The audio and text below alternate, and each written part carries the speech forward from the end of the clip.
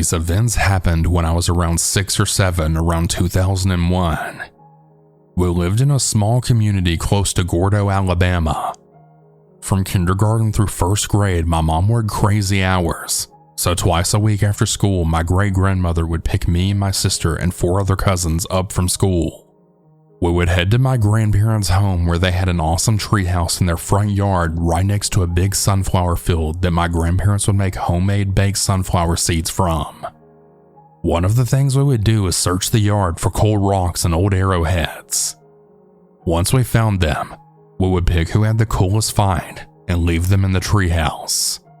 My great-grandmother would call us into the house to get something to eat, and just like clockwork, she came. Up the old dirt road hidden by trees lived an old woman. She had to be in her 70s at least, and she lived completely alone. Now, we kids never had any interaction with her, but my grandfather would call her the witch woman. Apparently, they had a few minor altercations, and she wasn't fond of him nor his family. The woman was tall and lean with a hunched back. She had curly gray hair and appeared much older than the 70s. She would always wear plain dull dresses, and she walked with a cane and a limp. I'll never forget seeing her waddle up the road. Anytime she would go inside the house after coming from inside the treehouse, we would take our food and watch through the screen door as the witch woman in question would begin her walk up the long dirt road. I remember seeing her pick up speed as she hobbled across the paved road to my grandparents' yard. Every time she would climb the wooden steps nailed to the tree and enter our treehouse carrying a pillowcase. She would stay up there for only a few minutes, and then she'd start down again. Carrying the pillowcase over her shoulder, she'd walk right back towards her home. However, every time before crossing the road, she would look back at our treehouse and scowl like she wanted to rip it to pieces with her bare hands. Once she would leave, we would go right back out there, and some of it, if not all the treasures we found, would be gone. She never came when we were outside, which makes me think she would watch us. My grandfather said that she was fairly harmless, and honestly just thought she had a bad case of dementia with no family to look after her. I had many nightmares as a kid about the old witch woman. As adults, we look back and think how freaky it all was. But back then, we just made up stories about her to creep each other out. I still wonder to this day what she did with all of our treasures. I have 3 stories. All of them happened in Decatur, Alabama, a city in North Alabama. Here's the first one. A woman was walking through the parking lot, and a man backed into her allegedly on purpose. Once he got out of the car, he had rubbed the woman's blood on his face. Here's the actual article. A Huntsville man is in the Morgan County Jail after the police say he killed a woman with his car in a Walmart parking lot Thursday night. Preston Nelson is charged with murder, accused of intentionally running into Sherry Sane with his car. She was pronounced dead at the scene. One woman saw the whole scene unfold as she was walking out of the Walmart behind Sane. She said that it was something that she never thought she'd walk out and see. He was slowly pulling out of the parking lot, out of the parking space, and the closer he got to her, it was like he gassed it, said Amy Brown. So when he hit her, like it was just right between the car. Nelson tried to drive away, but his car stalled. His car kept going dead. That's the only reason he came to a stop there. She said that he came back to Sane and did something Brown will never forget. He comes and kneels down beside her body, and he takes his hand and he rubs her blood and then just all over his face. It was very malicious. It was. It seemed like it was done intentionally, said Brown. Even to this day, he has no reasoning of why he did this. Steve Perkins, a Decatur man, was killed in his front yard during an officer-involved shooting on September 29th.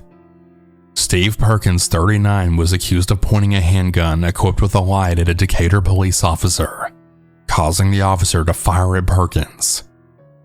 According to news released from the Alabama law enforcement agency State of Bureau of Investigation, Decatur police say they received a call at about 1:30 a.m. from a towing company, claiming they had attempted to repossess a car on Ryan Drive. However, they said that the vehicle owner, identified as Perkins, threatened the tow truck driver with a handgun, and the driver fled the scene.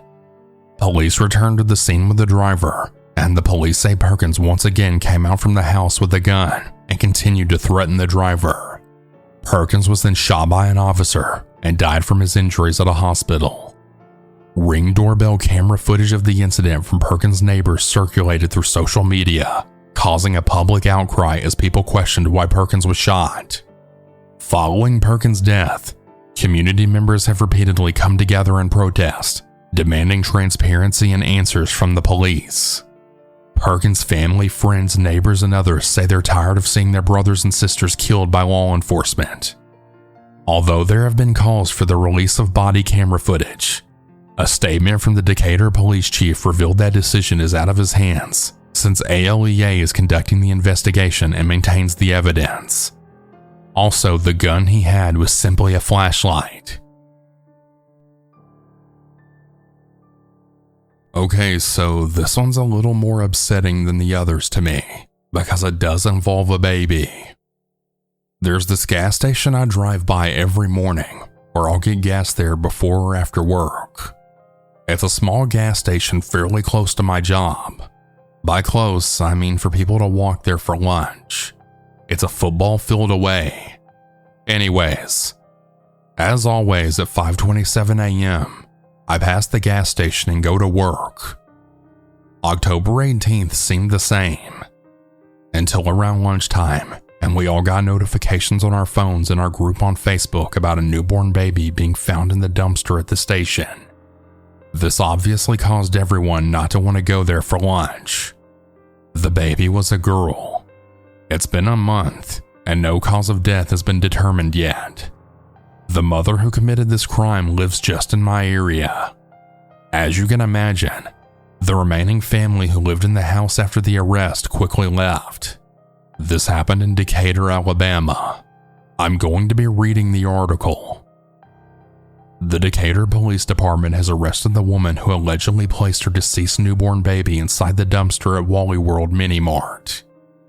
On Monday, Decatur police were contacted to check the well-being of 36-year-old Cindy Nicole Crow, who is believed to have recently given birth.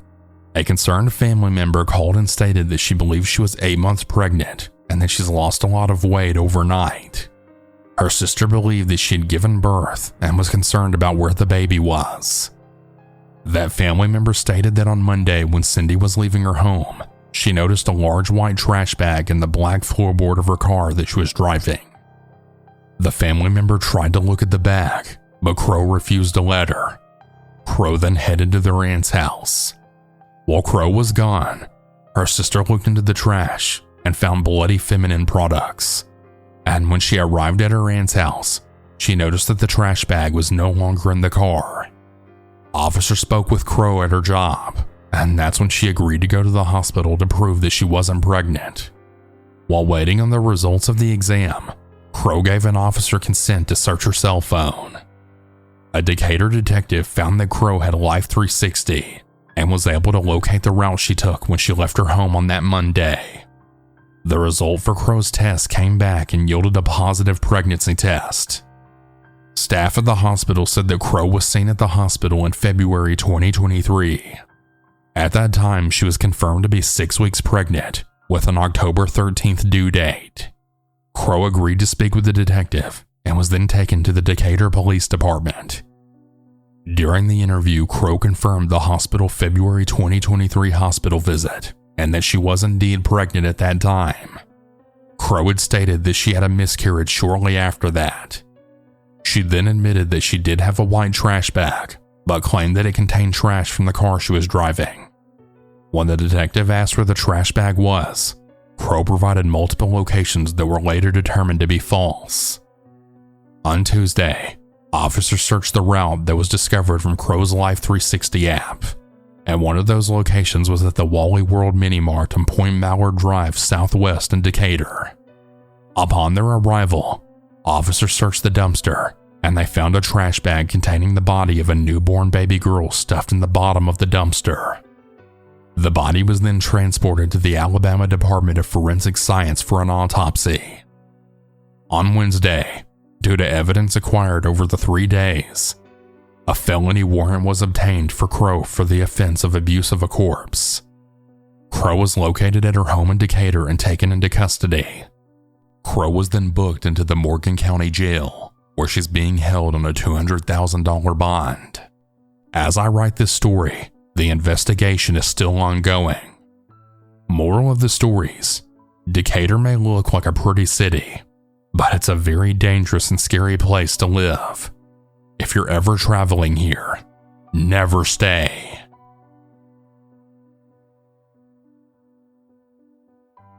I've worked night shift security for around 7 years now. I've seen some shit at my current job that most people would think never happens. Usually when people think of security, they think of Paul Blart or just some guy sitting watching cameras. I've done security similar to that in the past. Worked plant jobs where you just sit in a little shack and check in truck drivers and employees. The company I've worked for the last 3 years, however, is the complete opposite. We do residential security in a big college town in Alabama. I've had a lot of good times, tons of fun stories, like drunk kids having the dumbest answers to police questions, coming across the weirdest situations, goofing off with coworkers, and so on. But I also had my fair share of bad times with this company too. The things people don't think about when they think of security. The kids we try to protect think we kill the fun, when in reality, I've dealt with drugged girls, passed out kids, murders, suicides. You get the picture. One of the worst times was having to aid the police in blocking view of a body being carried to the coroner's van, all while the victim's mother and other family were wailing. Then there was another time, having to keep calm and tell my people what to do when this one kid threatened suicide. But there's one incident that happened that really shook me, and it even stayed with me for a bit. To set the scene, we had just gotten a contract with this one place that had gotten kind of rough. The place had seen its share of murders and shootings. We were there to try and deter future activity. About a month in, during football season, there were several huge parties going on at a couple of different buildings inside the complex. Way too many for us. So we called the police department and asked if they could help clear out the parties. The police officers that responded definitely could understand why we needed assistance. So while the officers and one of our guys went inside the complex to start shutting down the parties, 2 other security officers along with myself were at the gates. We were verifying if someone lived there before letting them through, to ensure that the parties didn't get any larger than they already had. I was standing in front of the gate while my supervisor, who we'll call Joker, checked the cars and people and would either send them away or tell me to let them through. Things were going all right. There was a steady stream of cars leaving the complex, and even after almost getting hit by this one car, we were just laughing and joking around. Then this red car pulls through, trying to be vague so I don't get in trouble or anything, and it just rolls by Joker and onto me. I yell out, "Hey sir, do you live here?"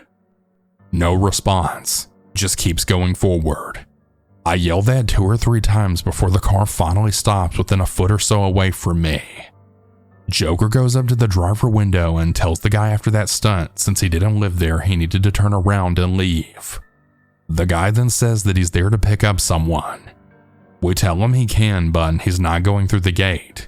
He can turn around and wait at the office for them. Dude gets super confrontational and starts inching the car forward. At this point, I'm not scared, more angry than anything, and way too stubborn to move. Joker comes to stand next to me and orders the guy to turn around. That's when the red car guy notices that we're carrying. Joker and I were armed, so our pistols were in our holsters, but we never touched them, so I don't know what really set this guy off. And he then starts yelling, saying, If you're gonna grab that gun, you better fucking do it then, bitch. Where I'm from, we don't play around with shit like that. All the while he's hanging halfway out the window. At this point, Joker gets the guy's attention on him so that I can make my way to a different angle to call 911. I call and inform dispatch that we're gonna need additional officers on scene and that this guy was getting more and more belligerent. Dispatch is confused, says there's already 2 units there, to which I responded that they were there but they were on foot and inside the complex, so they wouldn't get back to the front in time. By this point, the guy is out of his car, getting into a screaming contest with Joker. I'm starting to feel panic edge its way into me, but I push it down. That shit wasn't gonna help.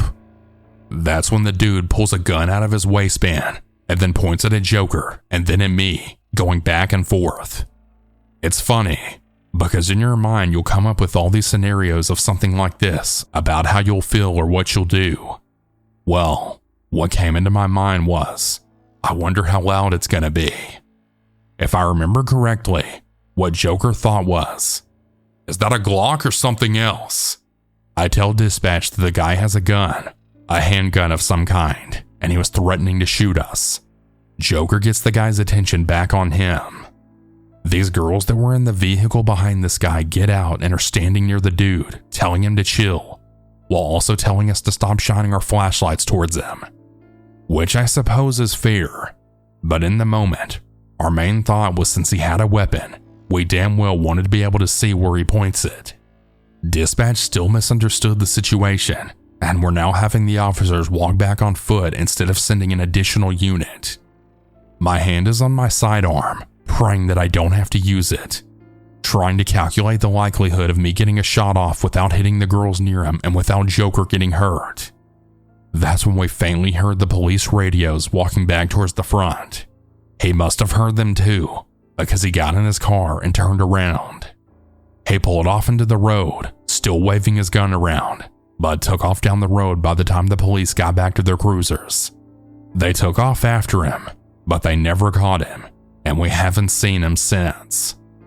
When it was all said and done, Joker and I walked to the benches near the office, sat down, and I shakily joked, "Let's maybe not tell our wives about this." Everyone I've told this story says we should have immediately shot the guy as soon as he started waving a gun around. I get it, neutralize the threat and whatnot, but it's really hard to do that in the moment. When those girls got involved, it upped the chances of us not hitting the guy at all and then them getting hurt. Plus, we really didn't want a murder on our hands. There's just too many factors involved that people don't think about. I was kind of quiet the rest of the night, and a bit shaky, not gonna lie. I remember going home, downing a shot of whiskey, cuddling with my wife, and just playing it over and over in my head. The next night, Joker had asked me if I was alright and if I was gonna quit because of this. I didn't, and we've been battle buddies, so to say, ever since. Hell, we're best friends at this point, and we work together almost seamlessly.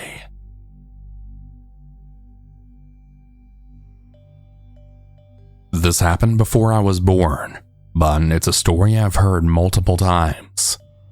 The details may not all be exactly correct, but close enough. It was the mid-1990s. My aunt decided to take my sister, who was 3, and my cousin, who was 7, to a park near her house.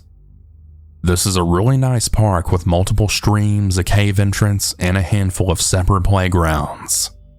My cousin and my sister were playing and having fun when a woman walked up to my aunt, chatted with her for a bit, then asked if she could give my cousin and sister some candy.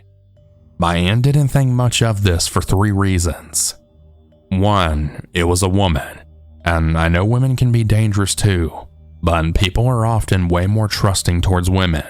2, back then people were just generally more friendly and social, from what I've heard anyways.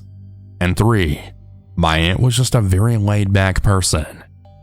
While the woman was giving my sister some candy, my cousin fell, which took all of my aunt's attention for a brief moment. When she turned back, the woman was now carrying my sister away in her arms. My aunt ran after her, jumped on her, and grabbed my sister back. The woman then ran to a car close by and took off. My sister's a really awesome person, and I'm so glad my aunt had the chance and ability to save her from being taken before I ever got the chance to meet her. My aunt actually passed away this year. We didn't always get along, but I really miss her so much. I'm so thankful that my aunt saved my sister. Thank God for that.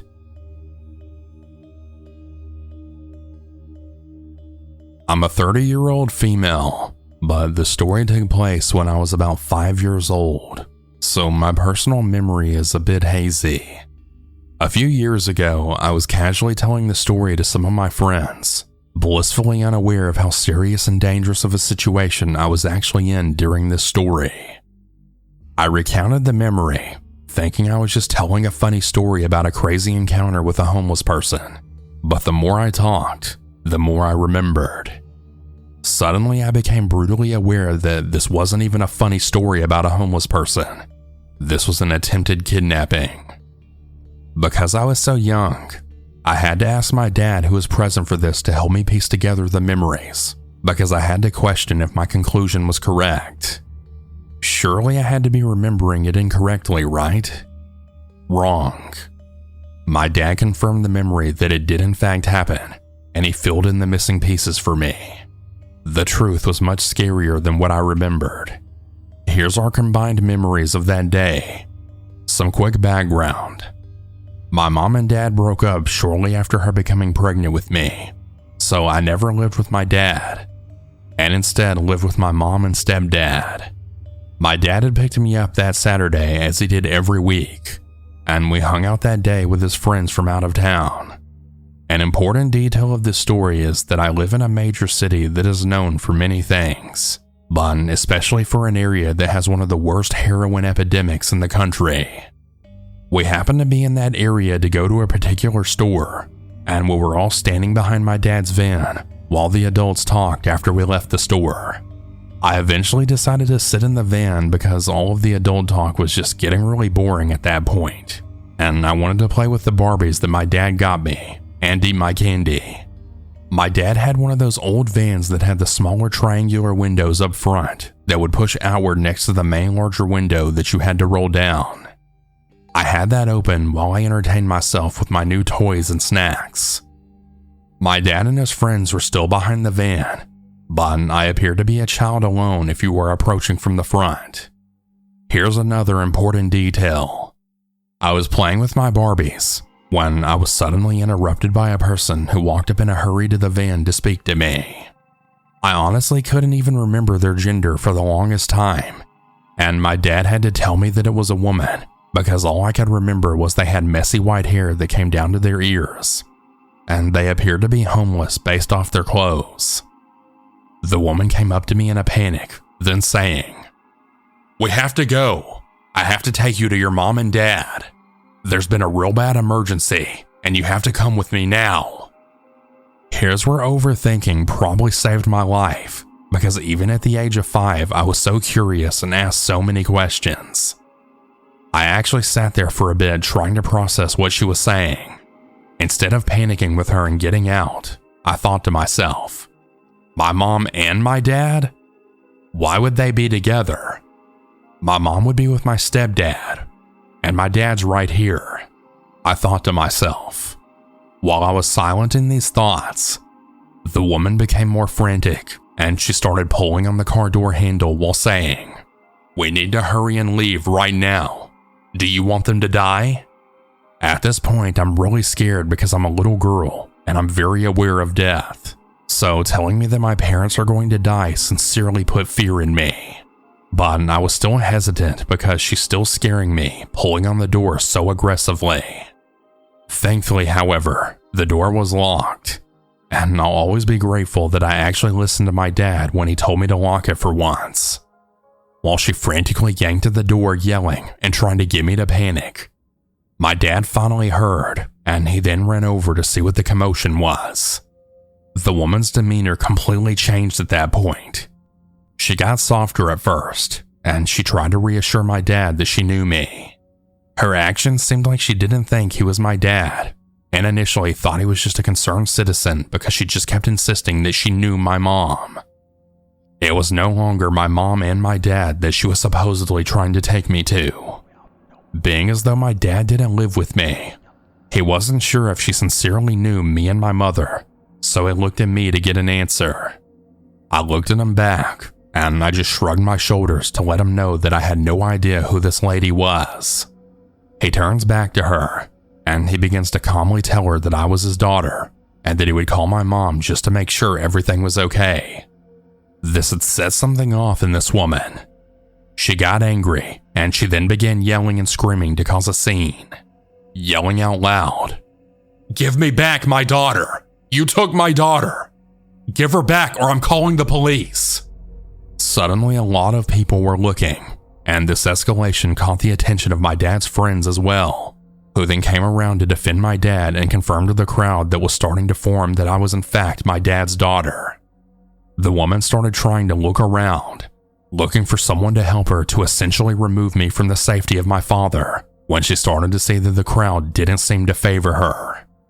Again, she appeared homeless, and I don't think I looked like I could have been her daughter, even if she didn't appear to be, because she was the age of a grandmother versus a mother, and we were two different ethnicities. Finally, and very suddenly, I mean mid-sentence of defending herself, she just suddenly turns around and runs away very fast. Everyone was just so shocked that no one even chased her. Not that there was really much to do because technically a crime wasn't even successfully committed. When my dad recounted the story to me, he said that it was something that really scared him because he noticed that woman prior to all of us going into the store, and she was also with a very shady looking man who was nowhere to be found during this scene. He said the interaction that he saw of the two of them looked like she was begging for something, and the man wasn't interested in what she was saying. My dad said seeing that always made him feel like her goal was to sell me to the man to get drugs. In that area, that's a completely rational and possible outcome in a situation like that. That would also explain why she was so frantic and in a hurry. The three of my parents, but especially my dad, would constantly drill into me the realness of kidnapping, and what happens to a lot of those kids from a really early age. Which I'm honestly very thankful for, as it kept me on my toes for other very scary situations that I found myself in growing up in this city. My dad always said, "Be careful, because if a viejito takes you away from me, I will die of a broken heart." But I always wondered why he said viejito, since in Spanish it translates to elderly man or elderly woman. Elderly people are really intimidating even at that age, but in hindsight, I see it's because a viejito tried to take me before. I think that became a real trauma for my dad, honestly.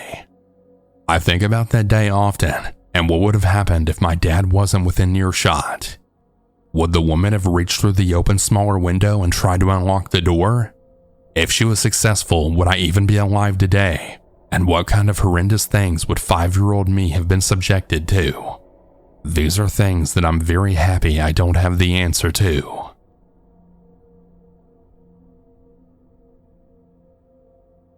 This is a story of when I almost got kidnapped when I was 7. Back in my elementary school years, my mom used to play tennis, and me being very attached to my mom, always had to go with her. She always played later in the day and into the nighttime as well. One spot she played at had a playground that I would play on. One night at the spot with the playground, me and this little girl of one of the other tennis moms were playing, when this man in his mid-50s came up to me and asked if I would help him find his dog. Luckily, my parents burned into my brain to always ask permission before ever doing anything. So I told him I was going to ask my mom if I could. Leaving the other little girl over there alone, I went to go ask my mom if I could help the man find his dog. She turned around and saw the man at the playground, and she told me to stay with her.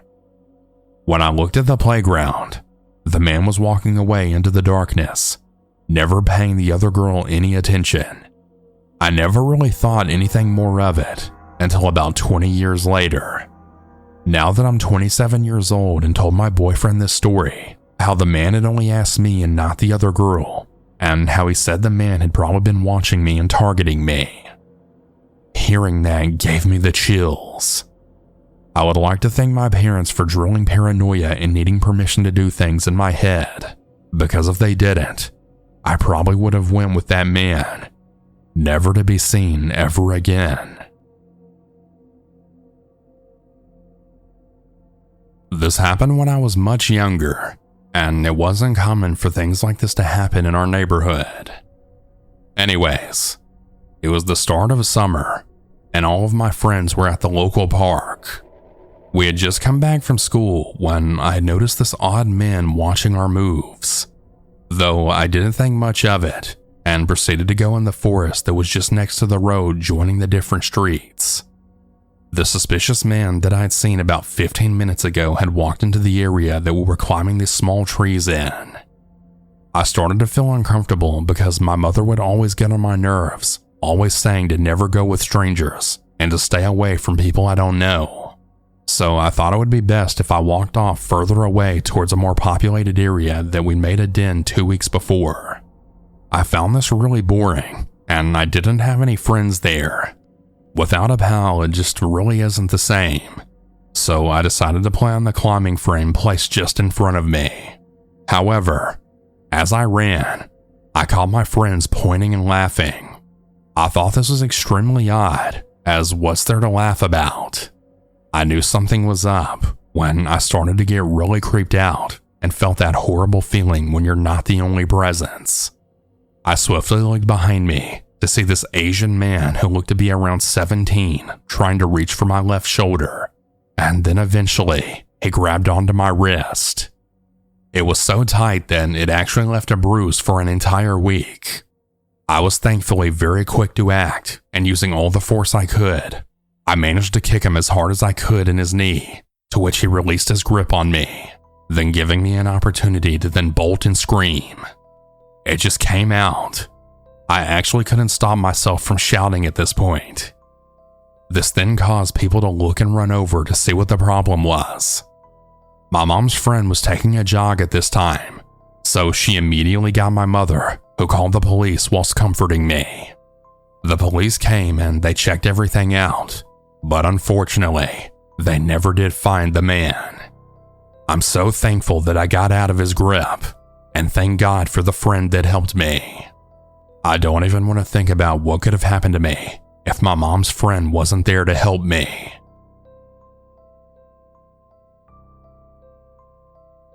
To give a description of where I live to better understand this story, I'd have to tell you that I live in a fairly small town on the eastern shore.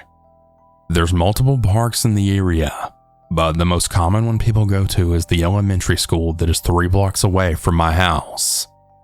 On this day, it was very gloomy and cloudy outside. I would say early to mid-fall. I was around 11 or 12 when this happened, and I'm currently 22. My mom's friend lived with us, and her daughters would come over every other weekend. Her daughter closest to my age was the one I was very close with, and we did everything together. My mom wasn't very strict at all, and usually would allow us to ride bikes around town, walk to one of the parks or the corner store that is down my street, since everything was very close together. My mom was very friendly, and she often made friendships with the local police officers in town, which I'm assuming gave her a sense of safety and familiarity, since the cops would often stop to talk to my sisters and I. My mom's friend's daughter, I'm going to call her Chelsea, was sitting on the porch with me at my house. We were just talking like kids usually do, and I noticed my mom left a pack of cigarettes on one of the chairs that we had outside, and us being kids, we watched our parents smoke, and we wanted to try it. I know, dumb, like come on, but hey, we live and we learn. We decided to steal one, and we asked if we could go to the park and play to smoke it so that nobody would know what we did. In the process of asking, my younger 6-year-old sister overheard and wanted to come along. I think everybody with siblings know that irritating feeling whenever they ask to tag along, but we had to take her or we couldn't go. So we grabbed our jackets and walked our happy selves to the park. It's not even a 10-minute walk from my house to the park. Before we left, I had this weird feeling that something was wrong, but I assumed it was just a feeling of guilt because I had stolen something that I wasn't supposed to have. Also, the school is located on a corner. It has a road located on 3 sides: the front of the school, the right side of the school where the buses would go to drop the kids off, and the back behind the parking lot and the baseball fields. The left side of the school had houses lined all down the street. There are 2 ways to enter the park, and the front through a fence that's off to the left of the building, or you can walk down the side of the school through the bus stop, and then through the parking lot that stretched the entire back portion of the school. That route is usually longer though. We of course went through the gate that's in the fence because it takes you right to the park. We being kids just started swinging on the swings and just wanted to do what kids do. At one point we decided to walk to the baseball fields, completely forgetting what we originally came to do. The baseball fields had a tall fence that went completely around it, then stopping at the parking lot. Chelsea and my sister were just spinning around in circles and chasing after each other. I was standing close to the parking lot just watching them and looking at the sky, when I then got this really weird feeling. It felt like the entire park was once filled with birds chirping, cars riding by, and just typical sounds that a town makes, to then complete silence. I look up, and I notice a man walking by the fence that lined the road behind the school. He was wearing a tie-dye hoodie with the hood up, and he was walking with his head down. I instantly got chills, and the hair on my body then stood up. It was a feeling that I had never had before. I then called my sister and Chelsea over to me. I told them that something didn't feel right about that guy, and if I told them to run, they needed to run to the fence with the gate. There's a huge stretch of parking lot and sidewalk that goes from the parking lot to the fence with the gate. Probably a 5-minute walk if you're walking, but maybe about 2 minutes if you're running. I watched him the entire time as he walked from the road behind the school to the road that led to the side of the school where the buses dropped off the kids. At this point, we were standing in an area in the parking lot closest to the actual park itself, so if we needed to run, we could get to the gate without wasting too much energy, because we still had 3 blocks to walk in order to get to my house. The second he turned into the parking lot, my stomach then twisted, and I immediately told them to run as fast as they could. They're then screaming and crying as we're running. I never turned back to see if he was behind us, but when he noticed us running, he started running right towards us in the parking lot. We busted through the gate and then ran to the corner of the street so we could cross over and make our way back home. As soon as we got to the corner, I thought we would be fine, but when I looked down the street to see if he was following us, he was now speed walking through the area where the buses dropped off the kids. He wasn't even a few feet from us. I felt an intense amount of fear and panic wash over my whole body. My hands were shaking, and my legs felt like they were going to give out at any second. My sister and Chelsea were completely out of breath and also panicking as well. They kept saying they couldn't run anymore, but I kept telling them they had to, that they had no choice but to do that. We crossed the street in a speed walk. I have my arms around them with a grip on their shoulders. I can't think, and I can't talk. I felt nothing but worry that I was never going to see my family again. We reached the second block, and he was still right behind us. By the grace of God, a truck passed by, and one of my mom's friends pulled down the window, asking us why we weren't home and what the hell we were doing with no parents. Chelsea, with tears going down her face, told him we were being followed and that he was right behind us. We all then turned our heads to then show him who we were talking about, but the guy that was following us had simply just vanished in the air. He was so close behind us that we could hear his feet hitting the concrete as he was walking, just to turn around not even 2 minutes later, and he was gone. My mom's friend walked us the rest of the way home. I swear God was watching us that day and sent my mom's friend to save us.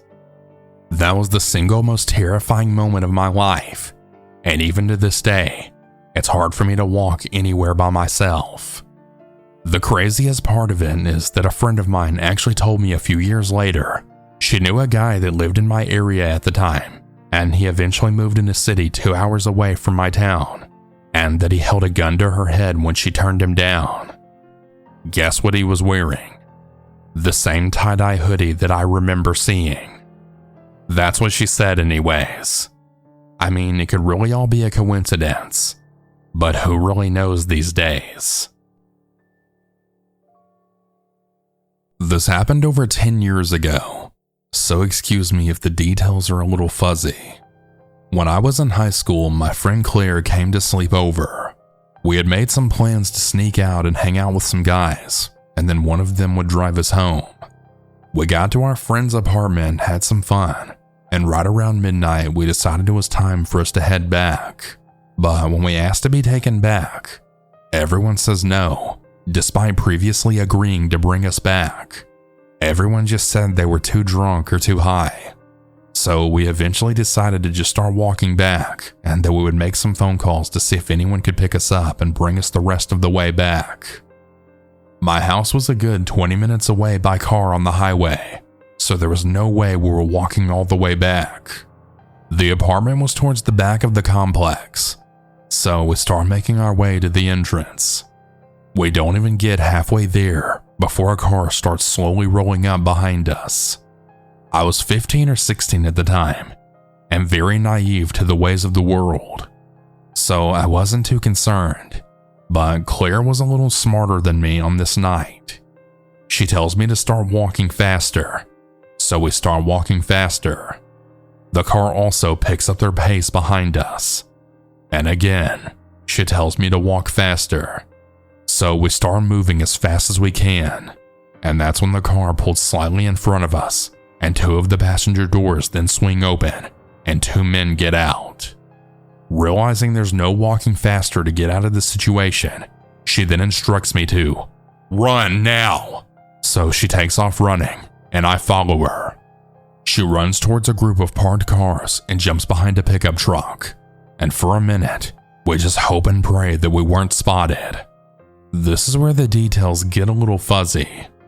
One of them must have gotten back in the car at some point, as there was only one of them following us behind the truck. We hear a set of footsteps quickly approaching, and she quietly indicates that we're going into stealth mode now. The man is now on the other side of the truck that we're hiding behind.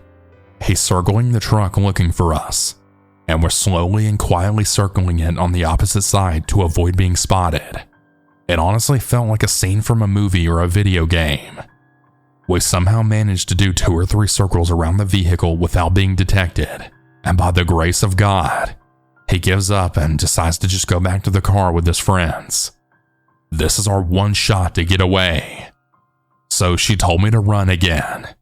So we run for what felt like an eternity, but in reality it was probably only about 15 to 20 seconds. We find the pool house area, then find a spot to hide.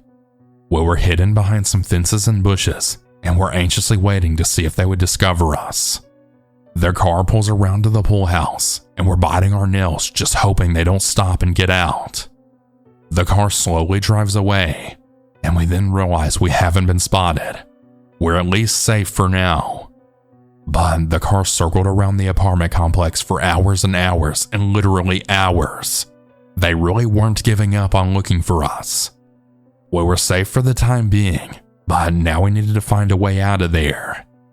It was the middle of winter, and of course we were dressed to impress the guys we went to hang out with, so short shorts and revealing tops. We were freezing. We found a dirty, disgusting Captain America blanket that we huddled up under while making phone calls to find someone to pick us up. We tried contacting the guys at the apartment, but no one answered our calls. None of our friends answered our calls either. We just felt completely alone and totally hopeless at this point. But around 5 a.m., someone had finally answered, and they said they would pick us up. This was the best news I'd ever heard in my life. Our friend gets to the apartment complex, but they can't find the pool house. The group of men is still constantly circling around, so there's no way we're coming out of hiding. We managed to figure out where our friend is at with a little detective work, figuring out what building they're facing, what's in front of them, as well as if there are dumpsters nearby, etc. We finally figure out where they're at, so we make a run for it. We spot their car and then hop in as fast as we could. Go, go, get out of here, we tell them, and our friend speeds off towards the entrance. We passed the group of men on the way out, and that was the last we saw of them. We made it back home around 6 a.m., just in time to sneak back in without my parents ever knowing we even left. If Claire hadn't been with me that night, I definitely would have been abducted, raped, and possibly even killed. I'm so thankful for Claire and our friend that picked us up. But a big fuck you to the adult men we went to hang out with as teenagers, and especially fuck you to the guys that intended to harm us. On a much happier note, I'm now very diligent and aware of my surroundings, and we washed the dirty Captain America blanket and actually shared custody of it for years after this encounter.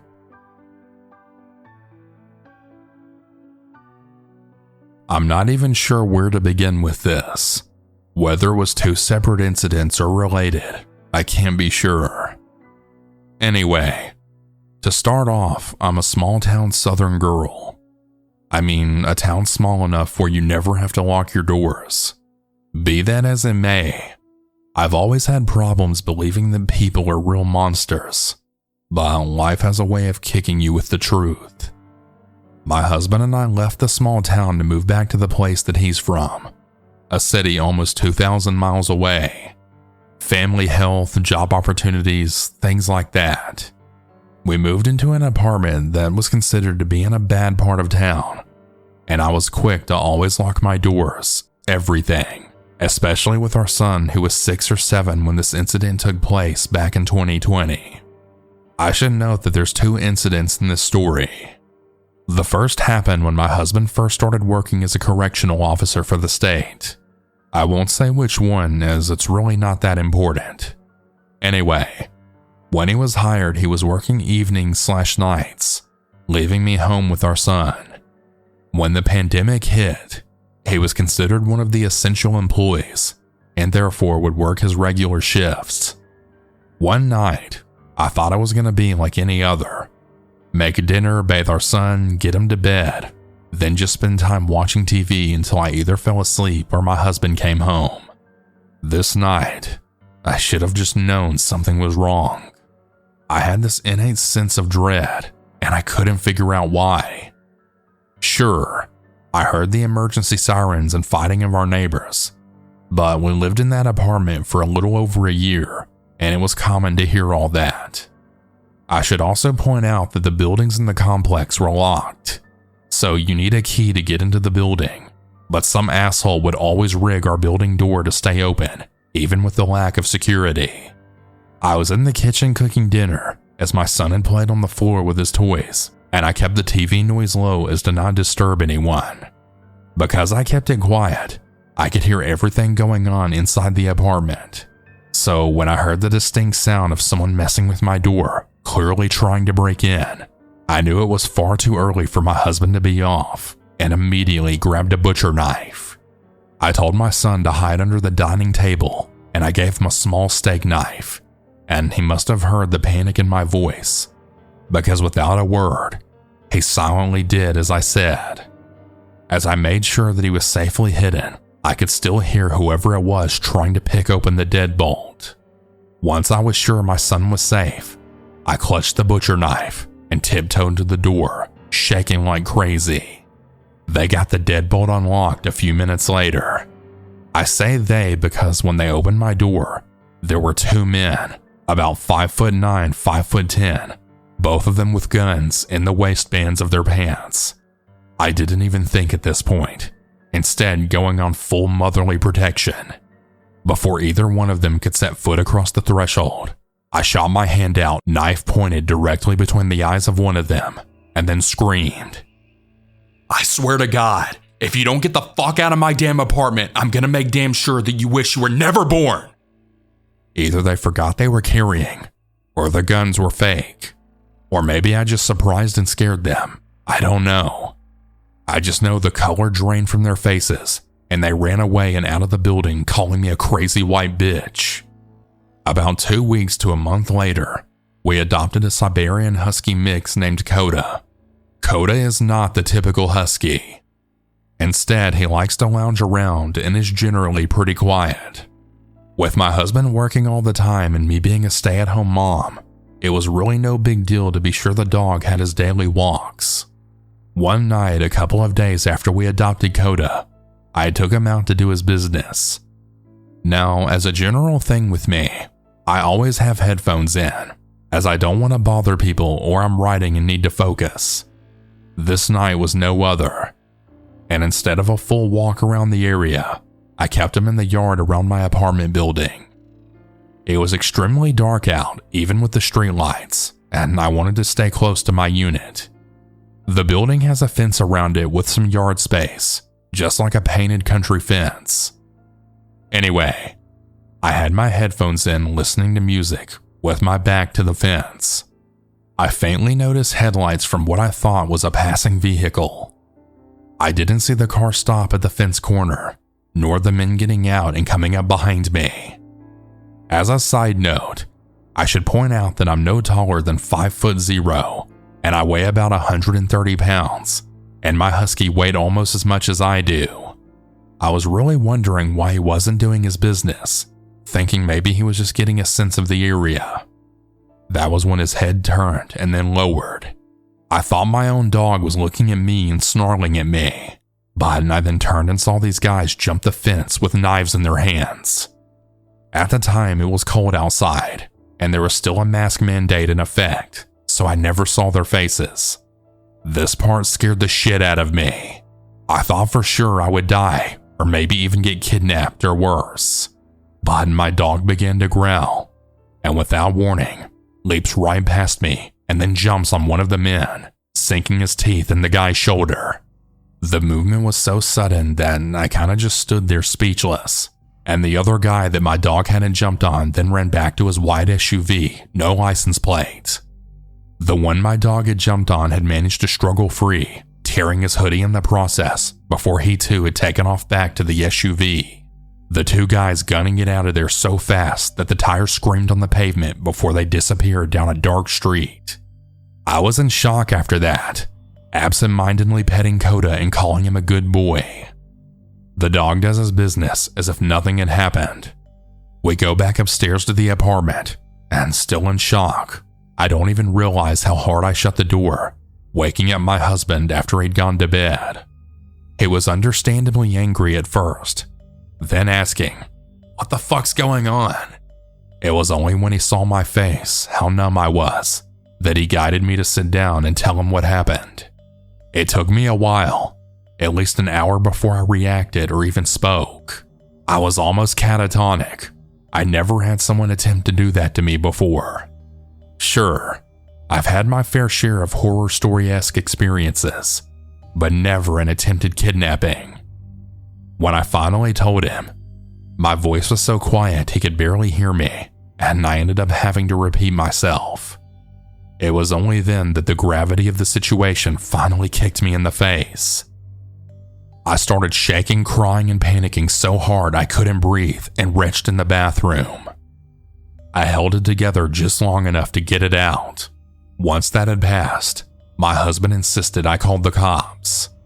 It took about 20 minutes of coaxing, but I did. They showed up and I spent 2 hours with a couple of officers trying to explain the whole situation. One of the officers had to sit me down and guide me through another panic attack. After I told them everything, they suggested I change my routine and that they would be doing some follow-ups with the leasing office to get security footage to catch the guys responsible. The cops showed up to the leasing office about an hour after they opened, but they had kept the doors locked during business hours and wouldn't answer the door. The officers told me this and then explained they drove around the complex to look for security cameras, but they found none. So they found out and then told me that the security the leasing office possessed was only one camera, which was pointed in the main office, and that was it. So not only would these dickheads not answer the door, they also had no security footage, and they boast to have excellent security. Yeah, my ass. Like I said before, I don't know if the two incidents of what happened to me are related or not. I personally don't think they are, but it was still very frightening to be in a location that I'm supposed to consider my home, and then have my own home broken into and I'm almost abducted right out of my yard. We ended up moving out a month later into a small town neighborhood several miles away where it's a hell of a lot safer. But that's my story.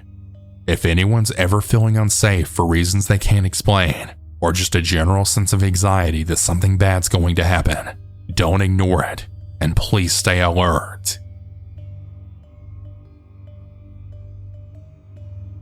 I was 22 when this happened. I was in my apartment late at night, and I was just putting some things away in my closet and making my bed.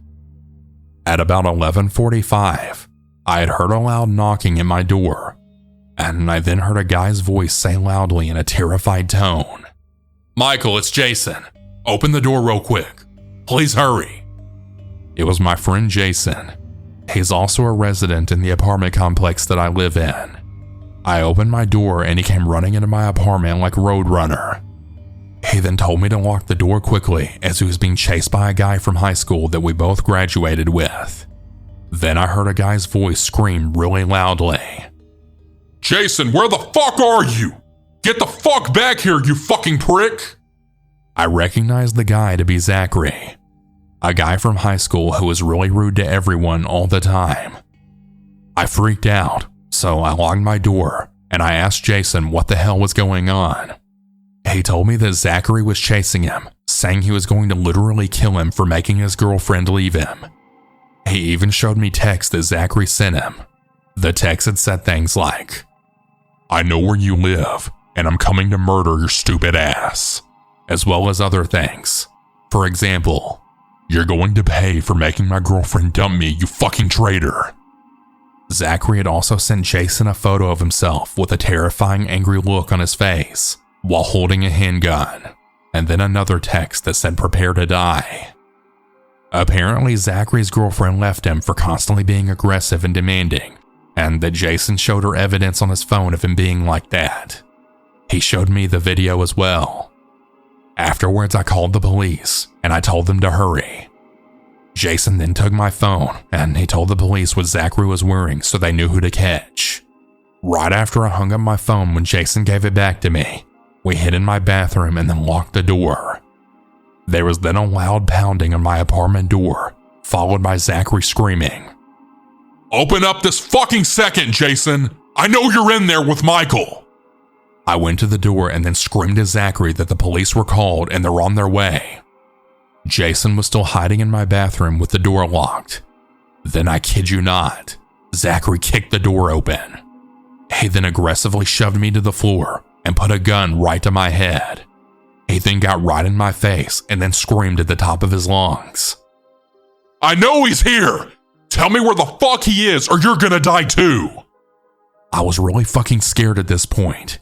It felt like my heart was racing at 1,000,000 miles a second. Right at the perfect moment, 2 police officers then came in and then screamed at Zachary to drop the gun and step away from me with his hands up. He was arrested. Jason then came out and we both showed the police the text and then explained everything that happened. Zachary was just screaming at the both of us, saying he'll be back to get his revenge. The police then took Zachary away, with Jason and I both very relieved. I invited him to stay at my apartment for the rest of that night for safety's sake. He appreciated the offer, but neither one of us could get sleep for the rest of the night because of Zachary.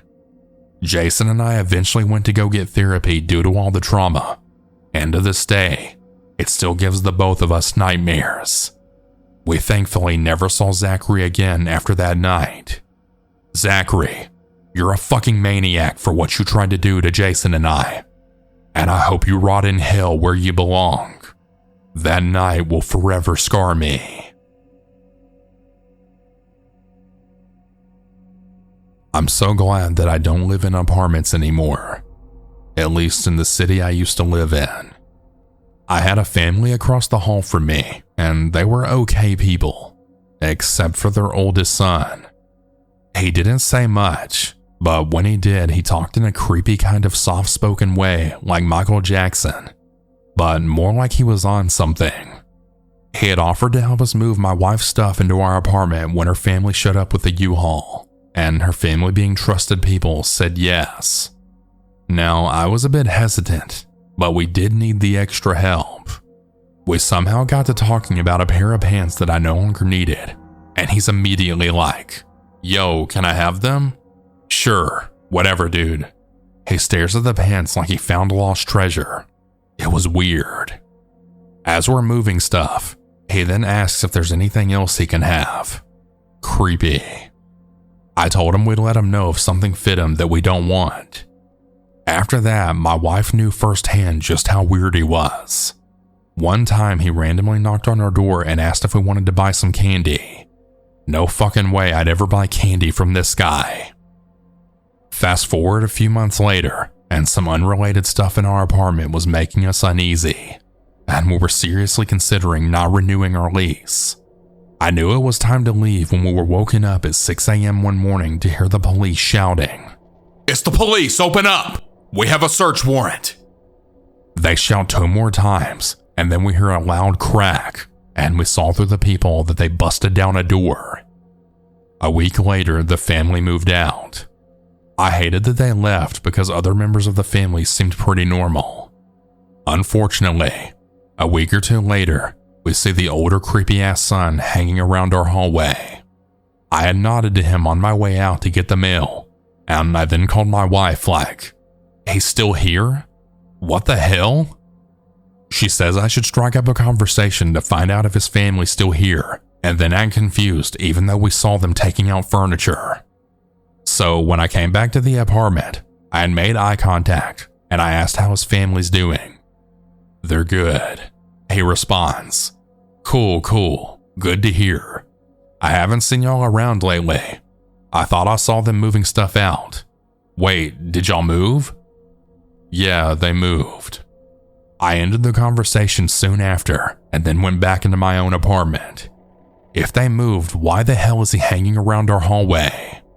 The only thing I can think of is that maybe the older son was into drugs, which would explain his weird behavior. Then the police caught him buying or selling drugs and busted down his family's place because it's his address.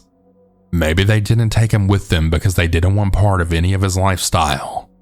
It's really the only thing I can make out of it, and we only saw him a couple more times before we moved.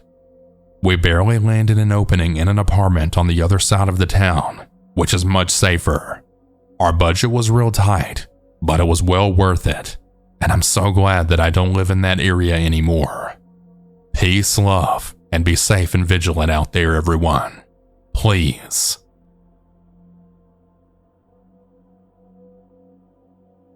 So the story is going to be a story that may trigger some people, as it mentions sexual assault, so I just wanted to give a warning. My name is Julia, and this happened on the night of my 16th birthday.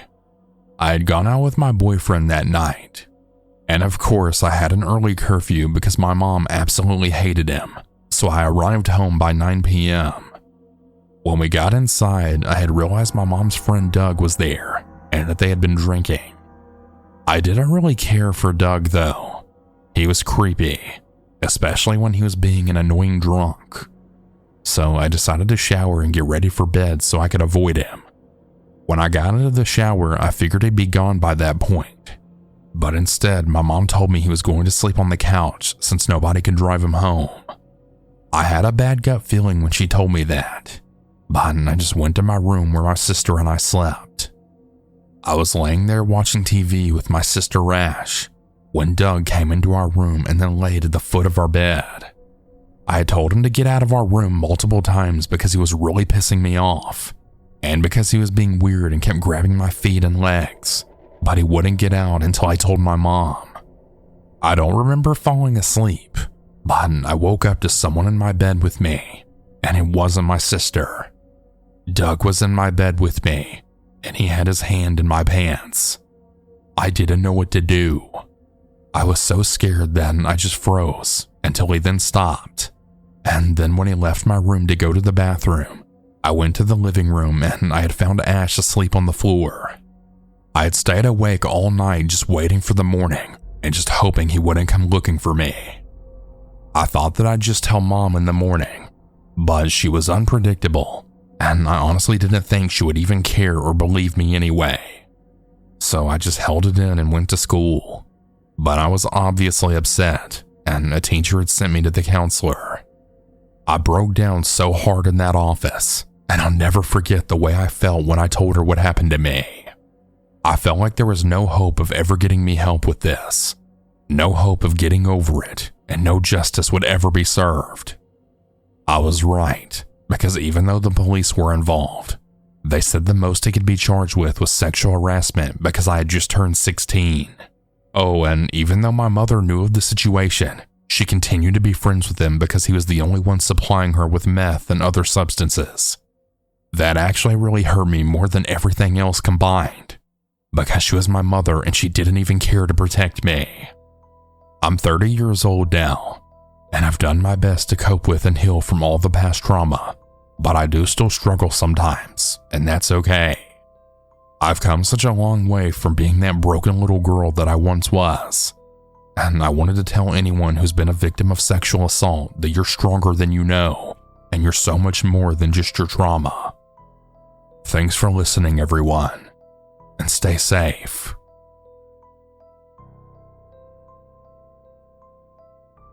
This just happened a few days ago, and I'm still in shock. It was basically one bad thing after another. I live in a smaller city, and I had just turned 21, and my family and I decided to go to the casino for my birthday. The casino was located in the downtown area of my state, which isn't the best area. On the way there, I had a really weird feeling. I got super nauseous and had this sense of worry. I just ignored it, thinking I was just car sick or something. When we got there, everything was fine. My mom, dad, and boyfriend and I were about to leave, when all of a sudden, a massive group of people ran into the casino, then yelling, "Shots fired! Someone's shooting a gun outside!" The casino was 21 plus, so the users were pushing people out, and I still don't know why we didn't just go back. It was a bunch of younger kids around the age of 15, so we decided to try to get to the car to leave, which was about a 10-minute walk away. We ended up turning the corner, and there were now cops yelling, "Get out of here! There's an active shooter!" Now let me just tell you, when the cops are yelling at you to leave and get out of here, it was a very scary feeling.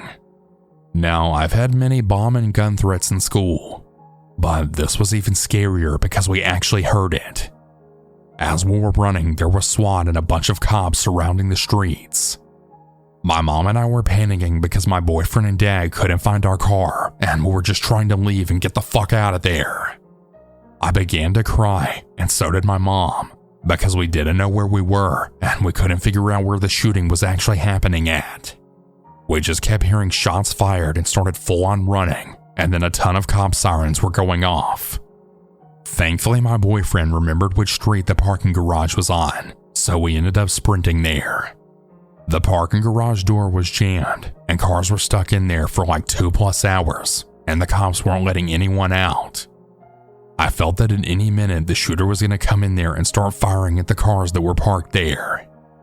Thankfully, they rigged the system to let us out. When we finally got back home, we had looked on the news. So as it turns out, there was a huge fight right across the walking distance of the casino, and someone had pulled out a gun and started shooting random people. I now understand how people can get PTSD and phobias from these kinds of things. Everyone, remember, if you're going in a big city, know exactly where your car is parked at, and always be aware of your surroundings. That fact alone can literally save your life. Warning for rape, physical and mental abuse, and child loss. This is gonna be a long story. My name is Sam. I'm a 30-year-old woman. This happened to me when I was 15, maybe 16, and I was a freshman in high school. I met this guy who we'll call Jay on the first day of school, and I had my mother's purse. She passed away when I was 5. I had left it on the table in the cafeteria when I got to class, and he was there. When I realized I had left my purse, I had asked the teacher if I could go get it, but he refused. This is when Jay jumped out of his chair and then ran to go get my purse for me. I was really grateful that he did that for me, and then not too long after, we had started talking. We talked for a few weeks, and before you know it, we had started dating. He was my first boyfriend, so of course he was my first love, and I was really young and stupid for ignoring the red flags. We went from having 1 class to now 3. Now remember, I was a freshman, he was a sophomore, but I was in special classes because I have dyslexia, but I wasn't dumb. My teacher would teach my classwork, and then while we worked, he would teach the others. I went from making A's and B's to doing his classwork for him, and I had started failing. It was because he pulled me into his world to the point that it was just all about him. We were dating for a few months when I began noticing all of the red flags. He would kiss me more forcefully, always touching me, and whenever I told him to stop and that I wanted to wait until marriage for sex, he didn't like that, but I still kept telling him no. Skip to my birthday when I got my first T-Mobile flip phone. He had got my number, and we had talked on the phone and texted. One day I lost my phone, and I had over a dozen calls and texts asking who I was with, as well as what I was doing and if I was cheating on him. I told him no and that I had just lost my phone, but he didn't believe me, so I pretty much ignored him for the whole weekend. Monday he was mad with me, but I didn't even care. I was a happy girl bringing my own grades back up, and I was focusing on myself. So I had to stay after school to work on my science, and when I came out, Jay was standing by the lockers, and he said he needed to talk to me. I walked over, and he then pinned me to the floor right there, ripping off my panties and having his way with me. I was wide-eyed and in shock and frozen, and I just couldn't believe this was happening to me. When he finished, he had told me that I belonged to him now, and that no one could ever have me. I just stared at him crying, and I didn't know what to do. He said that he loved me so much, and that's why he did it, and he just couldn't be without me. He just kept saying that I belonged to him. I didn't know what to think about what he was saying to me, and he said he would kill himself if he couldn't be with me. I now felt trapped, and I didn't know what to do or how to get away from him. Weeks after this, I had started to feel sick, and I didn't know what was happening to me. I was a kid myself, and I didn't really know that much about sex, so I had no clue what was happening. Shortly after being sick, I had went with a friend out of state to try and get away from everything. Well, while we were on the road, a semi-truck had ran a red light and then T-boned our truck.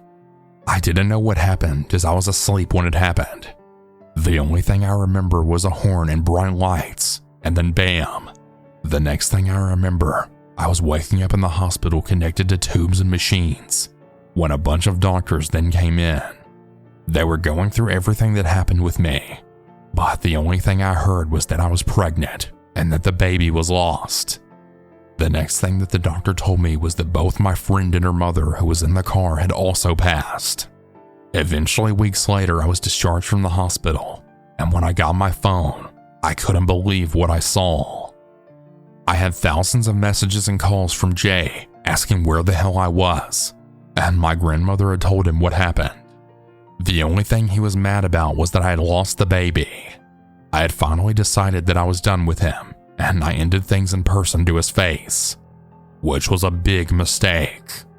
He slapped me across the face and then punched me, telling me that I wasn't going anywhere. He then tried to rape me yet again, but I kicked him in the junk and then took off running.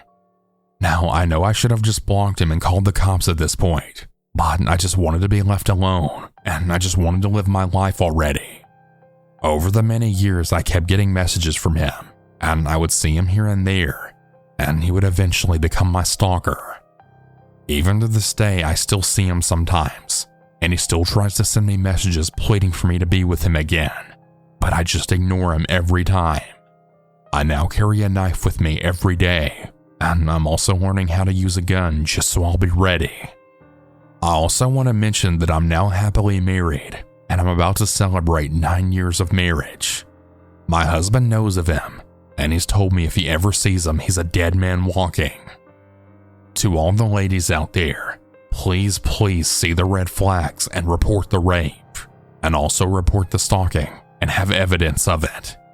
Stay safe out there, everyone. It truly is a crazy, cruel world out there. For context, I'm an 18-year-old female. One night, my friends and I decided to go for drinks to celebrate my friend's birthday and then go clubbing afterwards. My friends left early around 1 a.m., and I decided to stay because I recognized a few faces and I didn't want to go home so early. The club had closed at 3, but I got my last drink and left by myself at 2:30. Before drinking this drink, I was already really drunk, but I wanted another one to keep my drunkenness going for longer. So I had started walking to my boyfriend's house that was a 30-minute walk away.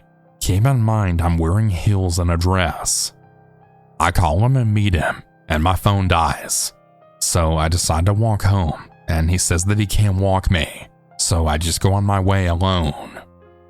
As I walk through the town, I was trying not to get sick or faint as I drank way more than I usually did.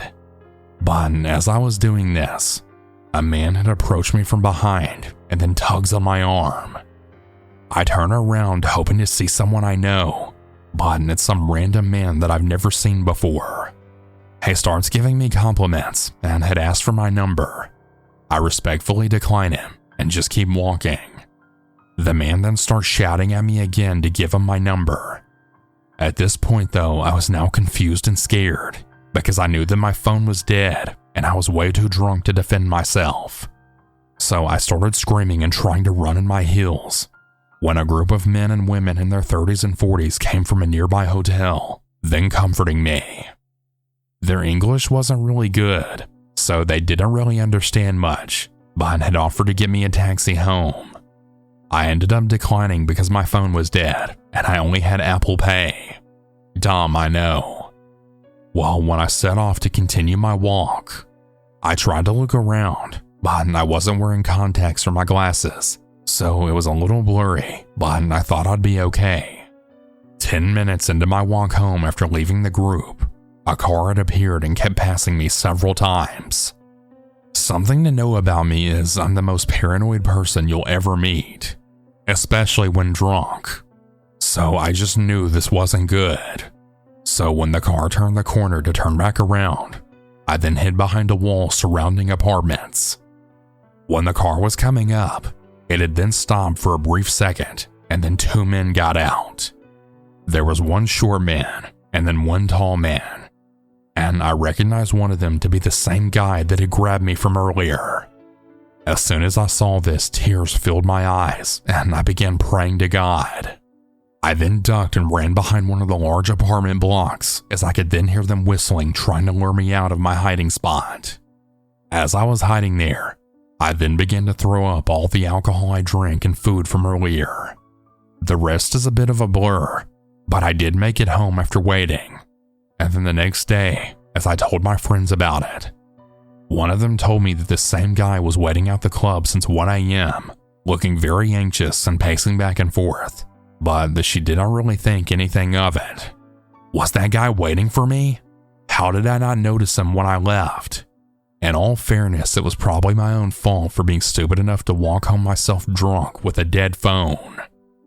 I just thank God that I'm alive and safe, because God only knows what that man and his buddy had planned for me.